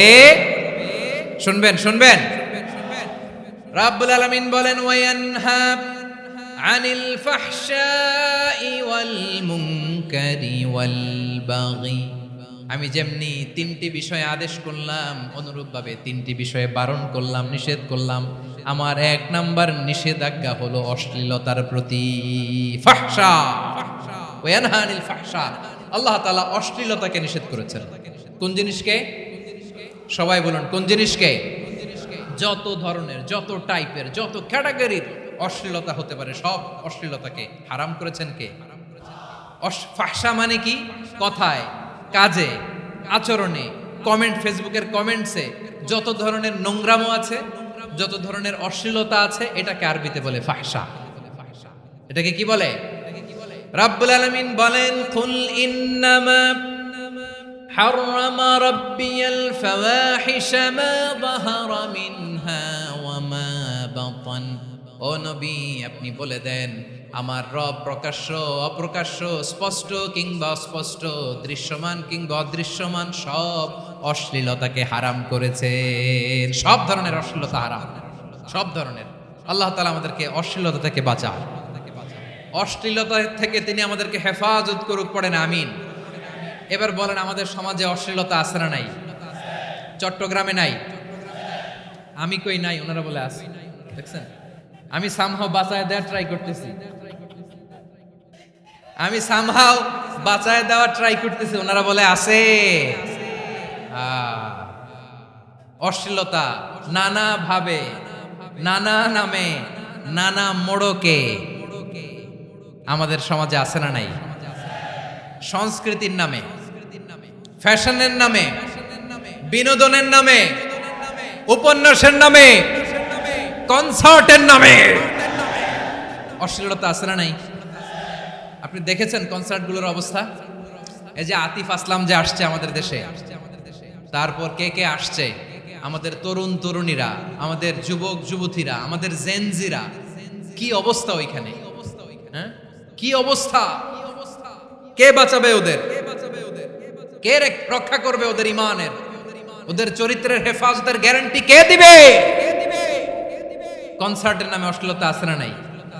ছেলে মেয়ে একে অপরকে জড়ায় ধরতেছে, একে অপরকে চুমু খাচ্ছে প্রকাশ্যে, দিবালোকে, গণমানুষের সামনে। আল্লাহ তাআলা এই অশ্লীলতা থেকে আমাদেরকে বেঁচে থাকতে বলেছেন, বেঁচে থাকতে বলেছেন। রূপালী জগতের নামে অশ্লীলতা আছে না নাই? এই টার্মটা আপনারা জানেন না? রূপালী জগৎ কি জগৎ? আসলে কি রূপালী জগৎ না অন্ধকার জগৎ? আমার বোনেরা, আপনাদেরকে যে কি বলে তারা বুঝায়, রূপালী জগৎ শুনেই আপনি ভরকে যাবেন না। রূপালী জগতে যে নারী যত বেশি উলঙ্গ সে নাকি তত বেশি সাহসী। জানেন, বলে এটা একটা সাহসী নারী, খুব সাহসী পদক্ষেপ তার। যত বেশি শরীর থেকে কাপড় নামাতে পারবে, যত বেশি বস্ত্রহীন হয়ে নিজেকে প্রেজেন্ট করতে পারবে, সে নাকি তত বেশি সাহসী। আমার চট্টলার ভাইয়েরা, শয়তানের প্রথমে এজেন্ডা ছিল বনি আদমকে বস্ত্রহীন করা। সে আদম এবং হাওয়া আলাইহিস সালামকে নিষিদ্ধ গাছের ফল খাইয়ে তাদেরকে বস্ত্রহীন করেছে। এই জামিনেও সে আমাদেরকে বস্ত্রহীন করতে চাইবে। এই রূপালী জগতের নামে তারা এটা করে। আমার প্রিয় বোনেরা, আপনি জানেন না আপনার দাম কত? ওরা আপনাদেরকে বিজ্ঞাপনের সস্তা পণ্য বানাতে চায়। ওরা আপনাদেরকে ওদের ভোগের লিপসার টুলস বানাতে চায়। ওরা আপনাদেরকে দিয়ে ওদের খায়েশ পূরণ করতে চায়। এটা আপনাদের জন্য মোটেও ডিগনিটি নয়, এটা আপনাদের জন্য সম্মান নয়। আপনার সম্মান শালীনতায়, আপনার সম্মান হেজাবে, আপনার সম্মান ভদ্রতায়, আপনার সম্মান আপনার ডিসেন্ট পোশাকে। পোশাক বলে দেয় এই নারীটা ভদ্র না অভদ্র। পোশাক বলে দেয় এই মেয়েটা কোন ঘরের মেয়ে। আওয়াজ করে বলেন ঠিক কিনা? আপনি জানেন না, আপনারা এই সস্তা পণ্য বানায়, ভোগের পণ্য, বিলবোর্ডে আপনাকে উলঙ্গ করে উপস্থাপন করে। এই অশ্লীলতার সাথে ইসলামের কোনো সম্পর্ক। এজন্য আল্লাহ বলেন, আমি অশ্লীলতাকে হারাম করেছি। অশ্লীলতাকে হারাম করার প্রথম কারণ হলো এর মাধ্যমে মানবতাকে অপমানিত করা হয়। কারণ মানুষের সম্মান মানুষের পোশাকে। মানুষ যখন পোশাকহীন হয়ে যায়, বস্ত্রহীন হয়ে যায়, তার সম্মান কমে যায়। ঠিক কিনা? অশ্লীলতাকে হারাম করার প্রথম কারণ হচ্ছে মানুষ মানুষকে অপমান করে। একটা নারী, সে তো সম্মানিত। নারী যে কত সম্মানিত, নারীরা এটা বুঝেই নাই। বিশ্বনবী বলেন, আর দুনিয়া কুল্লুহা মাতা ওয়া খায়রু মাতা'আদ দুনিয়া আল মারআতুস সালিহা। আমার বোনেরা, 5টা প্যান্ডেলে আপনারা এলইডিতে আমার আলোচনা শুনছেন, আমি জানি। আপনাদের এই গর্ভ যে কত দামি আপনি জানেন না। আপনার পেট থেকেই আসবে আগামী দিনের সালাহুদ্দিন আল আইয়ুবী। আপনার পেট থেকেই আসবে অনাগত দিনের ইমাম মাহদী আল মুনতাযর। আপনার পেট থেকেই আসবে অনাগত দিনের ফয়সাল, ওয়াসিম, মুগ্ধ, আবু সাইদের মতো বীর যোদ্ধা।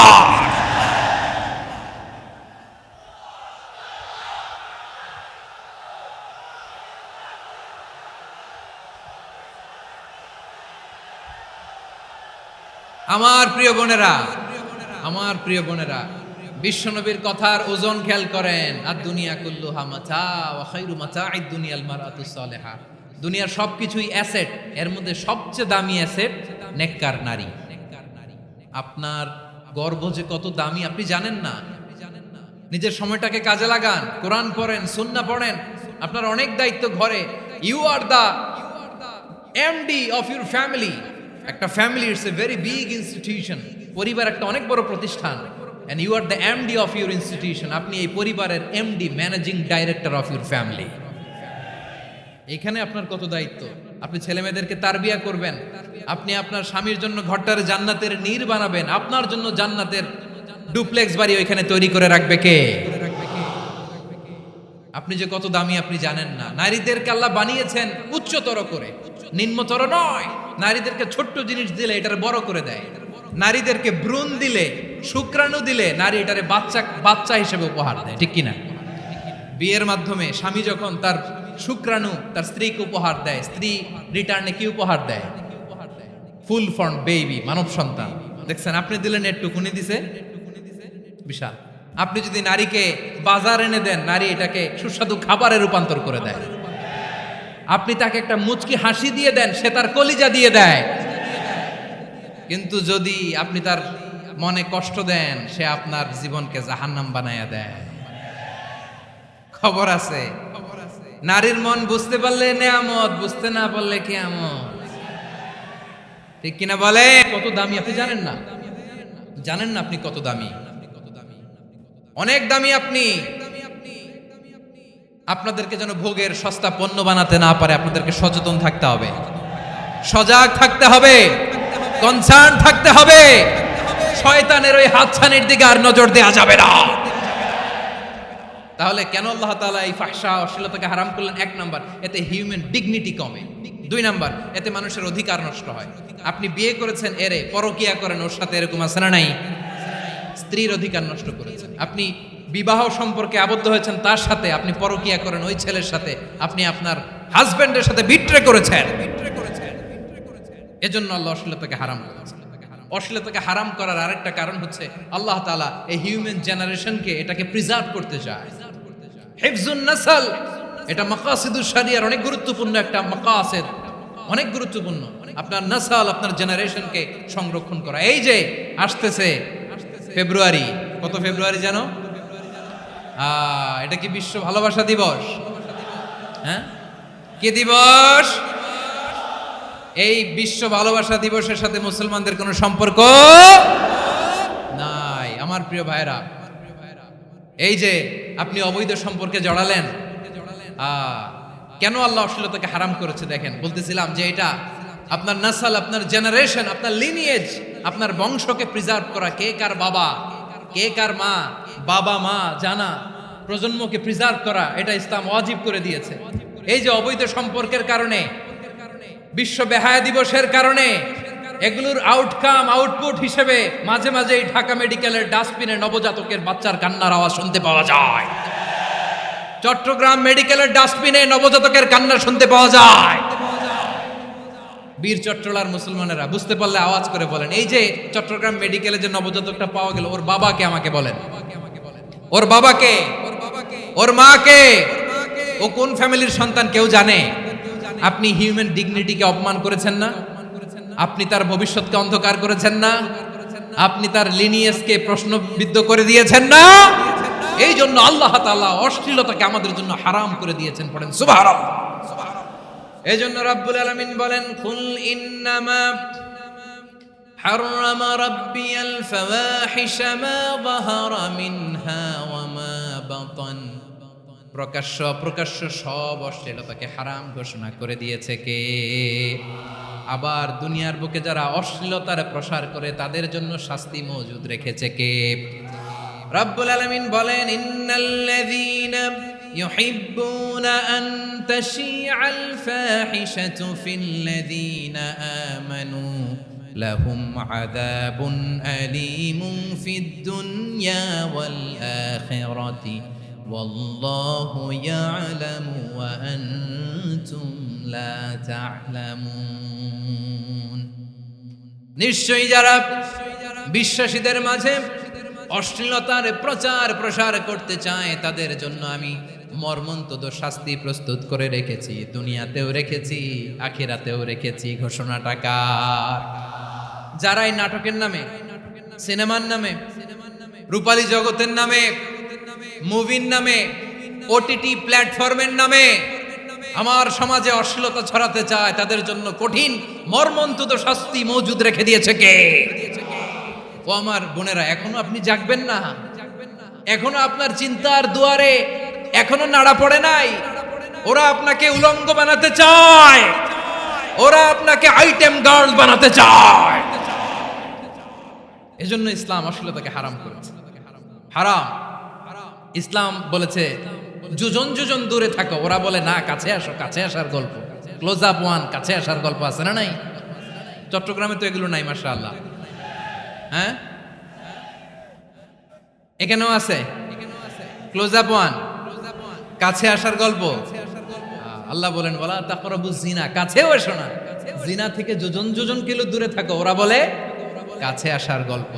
আমার বীর চট্টলার ভাইয়েরা, কাছে আসতে হলে আমরা কোরআনের কাছে আসব, কাছে আসতে হলে নবীর কাছে আসব, কাছে আসার গল্প হবে আমার রবের কাছে আসার গল্প। চিল্লায় বলো ঠিক কিনা?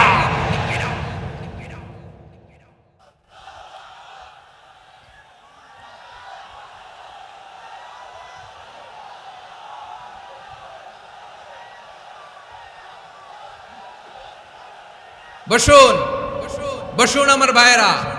তাহলে অশ্লীলতার সাথে আমাদের কোনো সম্পর্ক? সবাই বলতে পারেননি, আওয়াজ করে বলুন, অশ্লীলতার সাথে আমাদের কোনো সম্পর্ক? আমরা এই সমস্ত ক্লোজ আপ ওয়ান, কাছে আসার গল্পের প্রোগ্রামে যাব? আমরা কোন ধরনের অশ্লীল কন্টেন্ট সোশ্যাল মিডিয়ায়, টিভিতে দেখব? কি যুগ যে আমরা কাটাচ্ছি আপনি কল্পনা করতে পারবেন না। পর্ন ইন্ডাস্ট্রি, নারী পুরুষের বস্ত্রহীন যুগল দৃশ্য, এটাকে দিয়ে ওরা কোটি ডলারের ইন্ডাস্ট্রি বানিয়েছে। পুরো মানব ইতিহাসে এরকম জঘন্য সময় মানব ইতিহাস পার করে নাই। পর্ন এটা ইন্ডাস্ট্রি হয়ে গেছে। আমাদের এই যুবকগুলো, জেনজিগুলো, ওদের চরিত্র বাঁচাবে কি করে? কেমন করে হেফাজত করবে ওদের এই মূল্যবান চরিত্র? আমার প্রিয় ভাইরা, এই অশ্লীলতার দ্য লেটেস্ট ভার্সন হচ্ছে LGBTQ, শরীফ থেকে শরীফা। শুনছেন আপনারা? দেখতে পুরুষ, আসলেই পুরুষ, সুস্থ একজন পুরুষ, 4 সন্তানের বাবা, বলে আমি মনে মনে নারী।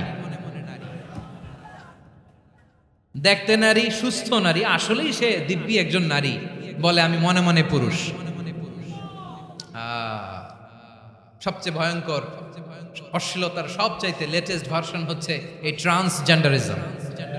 সুস্থ পুরুষ তার বায়োলজিক্যাল গ্রোথকে হরমোন দিয়ে স্টপ করে দিয়ে সে সার্জারি করে নারী হতে চায়। সুস্থ নারী পুরুষ হতে চায়। পুরুষ পুরুষের প্রতি সেক্সুয়ালি আকর্ষণ বোধ করে। এটা লূত আলাইহিস সালামের কওমের মধ্যে ছিল। এটাকেও আল্লাহ কোরআনে ফাহিশা বলেছেন। ওয়ালুতান ইয ক্বালা লিকাওমিহি আতা'তুনাল ফাহিশাতা মা সাবাকাকুম বিহা মিন আহাদিম মিনাল আলামিন।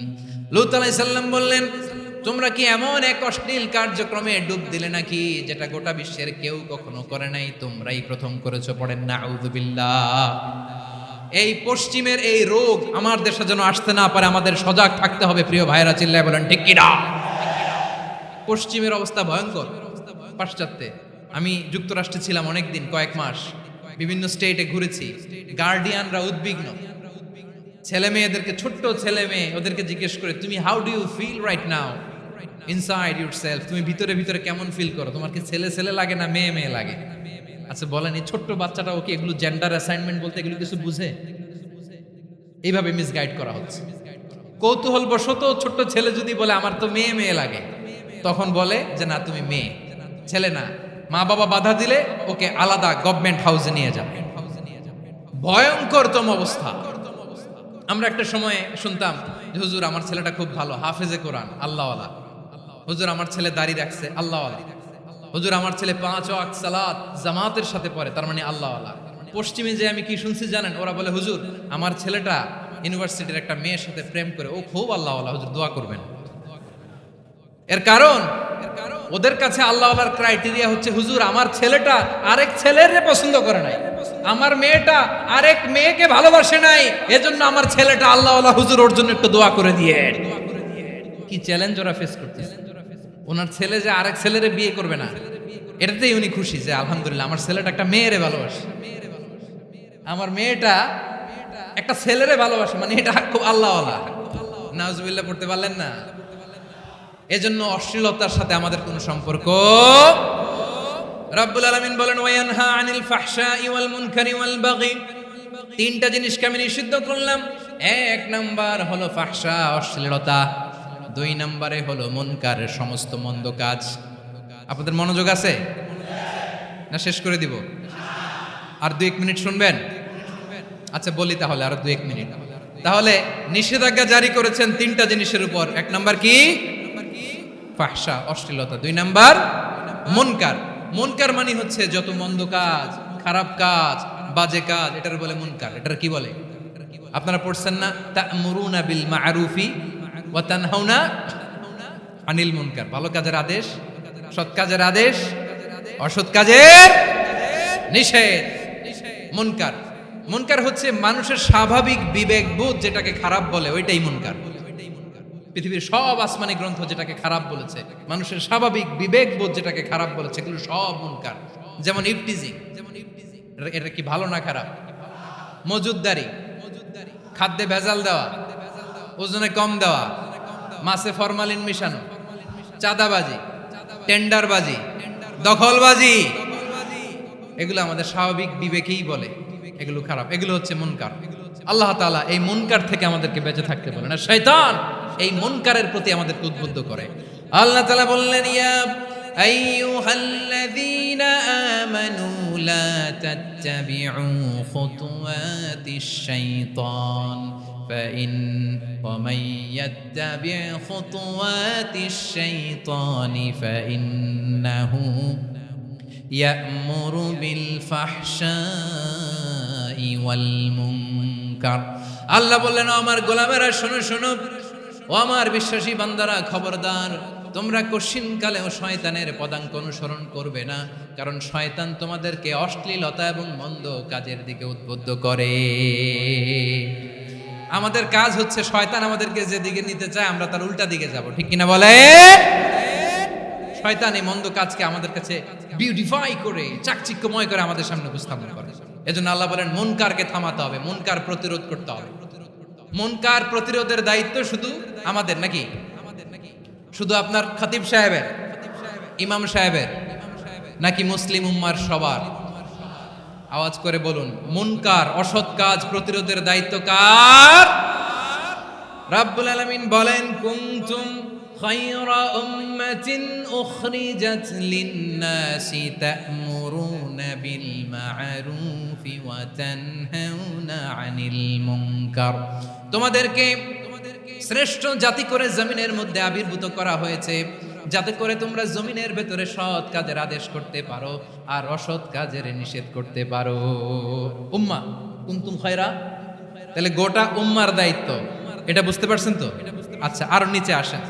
এরপরে আল্লাহ বললেন, শুধু উম্মাহ না, এই জমিনের রাজত্ব আমি যাদের হাতে দেই, এই জমিনের মালিক আমি যাদেরকে বানিয়ে দেই, যাদেরকে আমি সরকারের দায়িত্ব দেই, তাদেরকেও মুনকার প্রতিরোধের দায়িত্ব দিয়েছে কে? আল্লাহ বলেন, যারা ক্ষমতার মসনদে বসেছে তাদেরকে 4 দফা কর্মসূচি আমি আল্লাহ দিলাম। আওয়াজ করে বলেন, কয় দফা? আল্লাহ বলেন, আল্লাযীনা ইম্মাক্কান্নাহুম ফিল আরদি আকামুস সালাতা ওয়া আতাউজ যাকাতা ওয়া আমারু বিল মা'রুফি ওয়া নাহাউ আনিল মুনকার ওয়ালিল্লাহি আকিবাতুল উমুর। যারা এই জমিনের উত্তরাধিকার হয়েছে তারা 4 দফা কর্মসূচি নিয়ে সামনে আগাবা। সালাত কায়েম করবা, যাকাত আদায় করবা, সৎ কাজের আদেশ দিবা, অসৎ কাজ থেকে মুনকার প্রতিরোধ করবা। আদেশটা কার? আমার প্রিয় চট্টলার ভাইরা, পুরো উম্মার দায়িত্ব মুনকার প্রতিরোধ করা, সরকার প্রধানের দায়িত্ব মুনকার প্রতিরোধ করা। এরপর আল্লাহ বলেন, প্রতিটা ফ্যামিলির যিনি প্রধান সিইও বাবা, প্রত্যেক বাবারও দায়িত্ব এই মুনকার প্রতিরোধ করা। আওয়াজ করে বলেন ঠিক কিনা? যেমনটি সাইয়েদনা লোকমান আলাইহিস সালাম ওনার কলিজার টুকরা সন্তানকে আদেশ করেছেন, ইয়া বুনাইয়া আকিমিস সালাতা ওয়া'মুর বিল মা'রুফি ওয়ানহা আনিল মুনকার। পড়েন সুবহানাল্লাহ। বাবা ছেলেকে সবক দিচ্ছে। কে সবক দিচ্ছে? কাকে? লোকমান আলাইহিস সালাম ছেলেকে বলতেছে, ওরে আমার কলিজার টুকরা সন্তান, ওরে আমার বাছা, নামাজ কায়েম করবা, সৎ কাজের আদেশ দিবা, আর মুনকার প্রতিরোধ করবা, অসৎ কাজ, সমাজ থেকে খারাপ কাজকে ঝেঁটে বিদায় করে দিবা। তাহলে দেখেন, আমি স্টেপ বাই স্টেপ নামলাম। পুরা উম্মার দায়িত্ব। জমিনের উত্তরাধিকারী আল্লাহ যাদেরকে বানিয়েছেন সরকার, তাদের দায়িত্ব, প্রতিটি ফ্যামিলির প্রধানের দায়িত্ব। এরপরে বিশ্বনবী বলেন সচেতন প্রতিটি মুসলিমের দায়িত্ব সমাজ থেকে মুনকারকে উৎখাত করা। বিশ্বনবী বলেছেন মান রাআ মিনকুম মুনকারান ফালিয়ুগাইয়িরহু বিয়াদিহি ফাইন লাম ইয়াস্তাতি ফাবিলিসানিহি ওয়া ইন লাম ইয়াস্তাতি ফাবিকলবিহি ওয়া যালিকা আযআফুল ঈমান। সমাজে যে মুনকার দেখবে, খারাপ কাজ দেখবে, সেজন্য হাত দিয়ে সেটাকে থামায়। কি দিয়ে? আপনাদের তো হাত নাই না? হাত আছে, হাত আছে। ওরা যেই হাত দিয়ে অন্যায় করে ওইটা প্রতিরোধের জন্য আমাদেরও হাত আছে না নাই? থামাতে হবে, থামাতে হবে।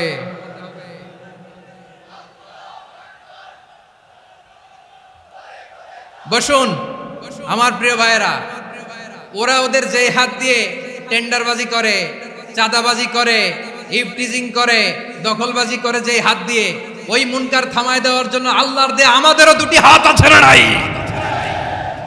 আমাদেরও হাত আছে, থামাইতে হবে, থামাইতে হবে, হিম্মত করতে হবে। আমার প্রিয় ভাইয়েরা, না থামালে আমরাই ডুববো শেষমেশ। আমাদের বাঁচার জন্য হইলেও থামাইতে হবে। রব্বুল আলামিন বলেন ওয়াত্তাকু ফিতনাতাল লা তুসিবান্নাল্লাযীনা যালামু মিনকুম খাসসা। ও আমার গোলামেরা, ওই আযাবকে ভয় করো যে আযাব যখন আমি জমিনের বুকে পাঠাই শুধু জালেমদেরকেই মারি না, আলেমদেরকেও মারি। আযাব যখন আসে তখন শুধু জালিমই মরে না, আলেমও মরে। জানেন মুসা আলাইহিস সালামের পায়ে একবার একটা লাল পোকা কামড় দিয়েছে, লাল পিঁপড়া। লাল পিঁপড়া কামড় দিলে খুব আরাম লাগে না? কি লাগে? হ্যাঁ, জ্বলে না? লাল একটা পিঁপড়া কামড় দিছে, তো উনি রেগে মেগে পাশি দেখে লাল পিঁপড়ার বাসা, পা দিয়ে ডলে মুছে সবগুলো পিঁপড়া মেরে ফেলছে। এই ঘটনাটা আল্লাহ ঘটিয়েছেন এজন্য মুসা আলাইহিস সালাম ছিলেন কালিমুল্লাহ, সরাসরি আল্লাহর সাথে কথা বলতেন। তিনি আল্লাহকে জিজ্ঞেস করেছিলেন, আল্লাহ তুমি যখন কোনো জনপদে আযাব পাঠাও, শাস্তি দাও, ওখানকার শুধু জালেমরাই তো মরে না, ভালো মানুষগুলাও মরে, তো আযাব দিবা মুশরিকদের উপর দিবা, অবাধ্যদের উপর দিবা, ভালো মানুষগুলারে মারো কেন? আল্লাহ বললেন, মুসা তোমার যে কামড় দিছিল পায়ের মধ্যে পিঁপড়া, কয়টা পিঁপড়া? জোরে বলেন। একটা পিঁপড়া, তো সবগুলারে মারলা কেন? রেগে মেগে পুরো পিঁপড়ার বাসা ভেঙে মেসাকার করলা কেন? এই মুসা, আমি যখন অ্যাকশনে যাই, আমি যখন শাস্তি দেই, তখন এত বাস বিচার করা হয় না, বাস বিচার করা যায় না। যখন অ্যাকশনে যাওয়া হয় ওইটা ডাইরেক্ট অ্যাকশন হয়ে যায়। চিল্লায় বলো ঠিক কি না? এজন্য আমাদের বাঁচার জন্য হলেও এই পাপ থামাতে হবে, এই শয়তানের অট্টহাসি থামাতে হবে, অন্যায় অপরাধ সমাজ থেকে আমাদের থামাতে হবে। কারণ আযাব আসলে ওরাও মরবে, আমরাও মরব। একটা জাহাজ 2 তলা, আপনি আছেন 2য় তলায়। শুনতেছেন? শুনতেছেন? জাহাজ কয় তলা? আপনি কোন তলায়? 2য় তলায়। নিচের তলার কিছু লোক জাহাজের তলা ছিদ্র করতে আরম্ভ করছে। কি ছিদ্র করতেছে? আচ্ছা, জাহাজের তলা ছিদ্র করলে তলা দিয়ে কি ঢুকে? এখন আপনি যদি বলেন আমার কি, আমি তো 2 তলায়, আমার কি, আমি তো সেফ, আমি তো সেফ জোন, আমি তো ভালো আছি, আমি তো ভালো আছি, ওরা ছিদ্র করে ওরা মরবে। আসলে কি শুধু ওরা মরবে? নাকি তলা ফুটো হলে ভিতরে পানি ঢুকলে আপনারও শরীর সমাধি হবে? তলা দিয়ে যখন পানি ঢুকবে, জাহাজ ঢুকলে আপনিও মরবেন। এজন্য নিজে মরার আগে ওই পাগলগুলোর নিচতলায় যে থামাতে হবে। চিল্লায় বলেন ঠিক কি না? এজন্য আল্লাহ বললেন মুনকার প্রতিরোধের দায়িত্ব সমাজের টপ টু বটম সবার। পুরো আম্মার দায়িত্ব, সরকার প্রধানের দায়িত্ব, প্রতিটি ফ্যামিলির প্রধান বাবার দায়িত্ব। বিশ্বনবী বললেন প্রতিটি সচেতন মুসলিমের দায়িত্ব। এজন্য মুনকার প্রতিরোধ করার দরকার আছে না নাই? সমাজে এই যে ইফটিজিং হয়, আপনার বোনের বয়সী একটা মেয়েকে কিছু বখাটে টিটকারি করে, এই বলে সেই বলে, নোংরা কথা বলে, রাস্তায় দেখেও আপনি পাশ দিয়ে না দেখার মতো চলে যান কেন? আপনি দাঁড়ান না কেন? আপনি দাঁড়ালেই তো থেমে যাবে। কারণ সত্যের যে শক্তি, তার সামনে মিথ্যা মুখ থুবড়ে পড়ে। আপনার সামনে ও কিছুই না, নাথিং। আপনি দাঁড়ান, ওকে প্রশ্ন করেন, আমার বোনকে তুমি ডিস্টার্ব করো কেন? আপনাকে দেখে আরো 5 জন দাঁড়াবে। পাঁচজনকে দেখে আরো 10 জন দাঁড়াবে। আমাদের নীরবতা আর আমাদের নিশ্চুপ থাকাই জালিমদেরকে আরো শক্তিশালী জালিম বানিয়েছে। এজন্য মুনকার প্রতিরোধের দায়িত্ব আমাদের সবার। টেন্ডারবাজি, চাঁদাবাজি, দুর্নীতি, অপরাধ, দখলদারিত্ব, মজুদদারি, এগুলো সব কিছু একসাথে প্রতিরোধ করতে হবে, ঠিক কিনা বলেন? একটা মানবিক সমাজ যদি চাই, প্রতিরোধ করতে হবে। প্রিয় ভাইয়েরা, আল্লাহে, আল্লাহর শপথ নিয়ে বলি, এই নাসিহাতগুলো সবার জন্য, সব দলের জন্য, সব মতের মানুষের জন্য। আমরা কোনো দলের প্রতি মানুষকে ডাকি না, আমরা ডাকি ইসলামের দিকে। সব দলের, সব মতের, সব মানুষদেরকে আমরা আহ্বান জানাই, আসুন আমরা একটা সুন্দর সমাজ বিনির্মাণ করি। এই যে নতুন বাংলাদেশের এক সুযোগ এসেছে, আর জীবনে হয়তো আসবে না, সামনের 100 বছর এই সময় আসবে না। আসুন দেশটাকে আমরা সাজাই, আসুন আমরা দুর্নীতি বন্ধ করি, আসুন আমরা চাঁদাবাজি বন্ধ করি, আসুন আমরা দখলদারিত্ব বন্ধ করি, আসুন আমরা এক দল আরেক দলকে নিশ্চিহ্ন করার যে রাজনীতি, এটা বন্ধ করি। সব দলের প্রতি আমার আহ্বান। আমি কিছুদিন আগে একটা নিউজ দেখলাম, ওই যে লন্ডনে বসে জনাব তারেক রহমান সাহেবকে আমি ধন্যবাদ দিতে চাই। উনি সংবাদ শোনা মাত্রই ওনার দলের অনেক চাঁদাবাজকে উনি বহিষ্কার করেছে। I do appreciate. প্রতিটি দলের এরকম ইনিশিয়েটিভ নেওয়ার দরকার আছে না নাই? যে কোনো দলে এই প্র্যাকটিসটা থাকার দরকার আছে না নাই? চাঁদাবাজদের সাথে আপনারা নিজেদেরকে মুক্ত ঘোষণা করবেন যে এরা আমার দলের কর্মী হতে পারে না। আমরা চাঁদাবাজ মুক্ত বাংলাদেশ চাই, জুলুম মুক্ত বাংলাদেশ চাই, ফ্যাসিজম মুক্ত বাংলাদেশ চাই, গুণ খুন খারাপি মুক্ত বাংলাদেশ চাই। আমরা নতুন ভোরের বাংলাদেশ চাই। ওই বাংলাদেশ পাওয়ার জন্য মুনকার প্রতিরোধে, অন্যায় প্রতিরোধে যদি বাঘের বাচ্চার মতো, আবু সাইদের মতো 2 হাত উঁচু করে, বুককে টান টান করে প্রসারিত করে দাঁড়াতে হয়, রাজি আছো মুসলমান? কারা কারা রাজি? আল্লাহকে হাত দেখিয়ে প্রতিজ্ঞা করো।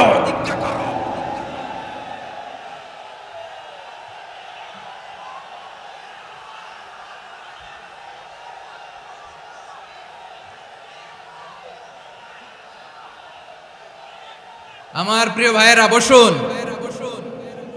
বসুন আমার ভাইয়েরা। রাব্বুল আলামিন বলেন, ওয়ায়ানহা আনিল ফাহশাই ওয়াল মুনকারি ওয়াল বাগি ইয়াইদুকুম লাআল্লাকুম তাযাক্কারুন। বসুন।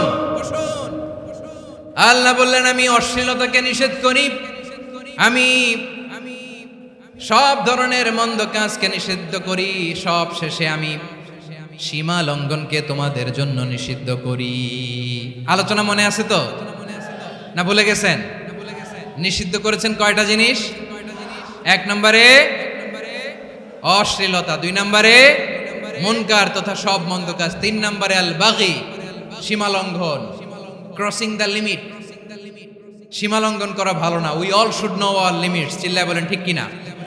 একই আয়াতে আল্লাহ বললেন, কুল ইন্নামা হাররামা রাব্বিয়াল ফাওয়াহিশা মা যাহারা মিনহা ওয়া মা বাতানা ওয়াল ইসমা ওয়াল বাগিয়া বিগাইরিল হক।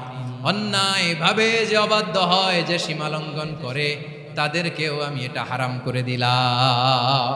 সীমা লঙ্ঘন করা হারাম, সীমা লঙ্ঘন করা হারাম। আল্লাহ বারবার বারবার আমাদেরকে ওয়ার্নিং দেয়। যখন আমরা থামি না তখন আল্লাহ ধরে, আর যখন ধরে তখন ছাড়ে না। ধরে ধরে ধরে না, ধরলে আল্লাহ। ফেরাউনকে কিন্তু হুট করে ধরে নাই, আপনারা জানেন 9 বার ওয়ার্নিং দিয়েছে। ফেরাউনকে আল্লাহ তাআলা ওয়ার্নিং দিয়েছিল কয়বার? বীর চট্টলার বীর সেনানীরা আওয়াজ করে বলেন, ফেরাউনকে ধরার আগে ওয়ার্নিং দেওয়া হয়েছিল কয়টা? রাব্বুল আলামিন বলেন, ওয়ালাকাদ আতাইনা মূসা 9 আয়াতিন বাইয়িনাত। 9টা মুআজিজা দেখিয়েছি। 1 2 3 বারবার এইভাবে রিমাইন্ডার, ওইভাবে রিমাইন্ডার, এইভাবে নসিহত, ওইভাবে দাওয়া। ফাকুলা লাহু কাওলান লাইয়িনা, নরম করে বলো, সফট করে বলো, যত ওয়ে হতে পারে দাওয়া মেথডোলজি। মূসা আলাইহিস সালামের সব অ্যাপ্লাই শেষ। 10ম বারে যে আল্লাহ ধরছে, 10ম বারে যে ধরেছে। এজন্য আল্লাহ বলেন, আমি সীমা লঙ্ঘনকে পছন্দ করি না। কোরআনের অন্য আয়াতে বাগীকে বলা হয়েছে আল ইতিদা। সীমা লঙ্ঘন যারা করে তাদেরকে আল্লাহ বলেছেন মুতাদিন। ওয়াকাতিলু ফি সাবিলিল্লাহিল্লাযীনা ইউকাতিলুনাকুম ওয়ালা তা'তাদু ইন্নাল্লাহা লা ইউহিব্বুল মু'তাদিন। আমি সীমা লঙ্ঘনকারীদেরকে কোশ্চিনকালেও পছন্দ করি না।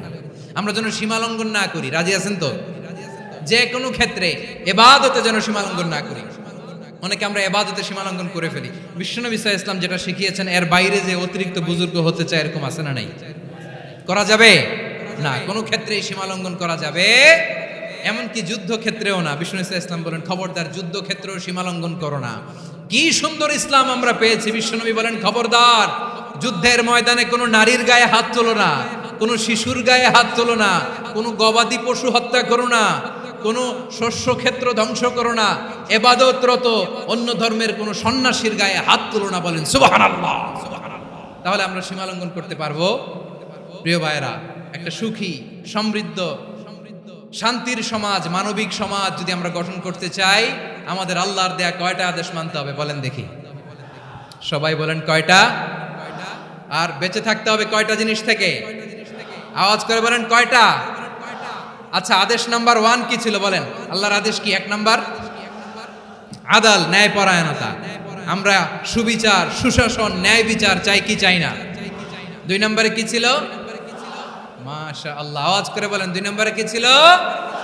ইহসান। আমরা যেন সবার প্রতি দয়া পরবশ হই, ইহসান করি। 3 নম্বরে কি ছিল? নিকটাত্মীয়দের দান করা, তাদের অধিকার প্রাপ্য বুঝিয়ে দেওয়া। পাশাপাশি 3টা জিনিস থেকে আল্লাহ বারণ করেছেন, নিষেধ করেছেন। তার প্রথমটা ফাহশা, অশ্লীলতা। অশ্লীলতার সাথে আমাদের কোনো সম্পর্ক। আজকের এই ঐতিহাসিক চট্টগ্রামের প্যারেড ময়দান থেকে আমরা যত ধরনের মা তাহারা মিনহা মা বাতান, প্রকাশ্য অপ্রকাশ্য, দৃশ্যমান অদৃশ্যমান সব অশ্লীলতা থেকে নিজেদেরকে মুক্ত ঘোষণা করলাম। অশ্লীলতাকে আমরা না বলে দিলাম। আওয়াজ করে সবাই বলুন নো। অশ্লীলতার সাথে আমাদের কোনো সম্পর্ক। 2 নম্বর নিষেধাজ্ঞা কি ছিল? আল মুনকার, সমাজের যত মন্দ কাজ এগুলোকে আমরা প্রতিরোধ করব। রাজি আছেন তো সবাই? 3 নম্বরে আল বাগি, সীমালঙ্ঘন। কোন মুসলিম সীমালঙ্ঘন করে না, এমনকি যুদ্ধ ক্ষেত্রেও না। আওয়াজ করে বলেন ঠিক কি না? রাব্বুল আলামিন শেষে বললেন ইয়াইদুকুম লাআল্লাকুম তাযাক্কারুন। আল্লাহ তোমাদেরকে উপদেশ দেন যাতে তোমরা শিক্ষা গ্রহণ করো। আমরা উপদেশ দেব, আমরা জোর করে কাউরে কিছু মানাতে চাই না। লা ইকরাহা ফিদ্দিন ওয়া যাক্কির ফা ইন্না যিকরা তানফাউল মুমিনিন। উপদেশ দিলে এটা মুমিনদের কাজে দেয়। লাস্তা আলাইহিম বিমুসাইতির ইন্নামা আনতা মুযাক্কির। নবী হে, আপনি রিমাইন্ডার দাতা, আপনি উপদেশ দিবেন। আমরাও বিশ্বনবীর এই হাদিসগুলো থেকে, কোরআনের আয়াত থেকে রিমাইন্ডার, এই কথামালা বাণীবাহক হিসেবে এই বাণীগুলো আপনাদের সাথে কাছে পৌঁছে দিলাম। আমরা আল্লাহ তাআলার কাছে প্রার্থনা করি, আল্লাহ আমরা যেন আদল দিয়ে আমাদের সমাজকে গঠন করতে পারি। আল্লাহ আমরা যেন ইহসান করতে পারি, আমরা যেন নিকটাত্মীয়দের দান করতে পারি। আল্লাহ যত ধরনের অশ্লীলতা, অনাচার, মন্দ কাজ, সীমালঙ্ঘন, অবাধ্যতা থেকে যেন আমরা বেঁচে থাকতে পারি। আল্লাহ তাআলা আমাদের সবাইকে কথাগুলো বোঝার ও আমল করার তৌফিক দান করুক। হাযা মা ইনদি ওয়াল ইলমু ইনদাল্লাহ আলাইহি তাওয়াক্কালতু ওয়া ইলাইহি উনীব।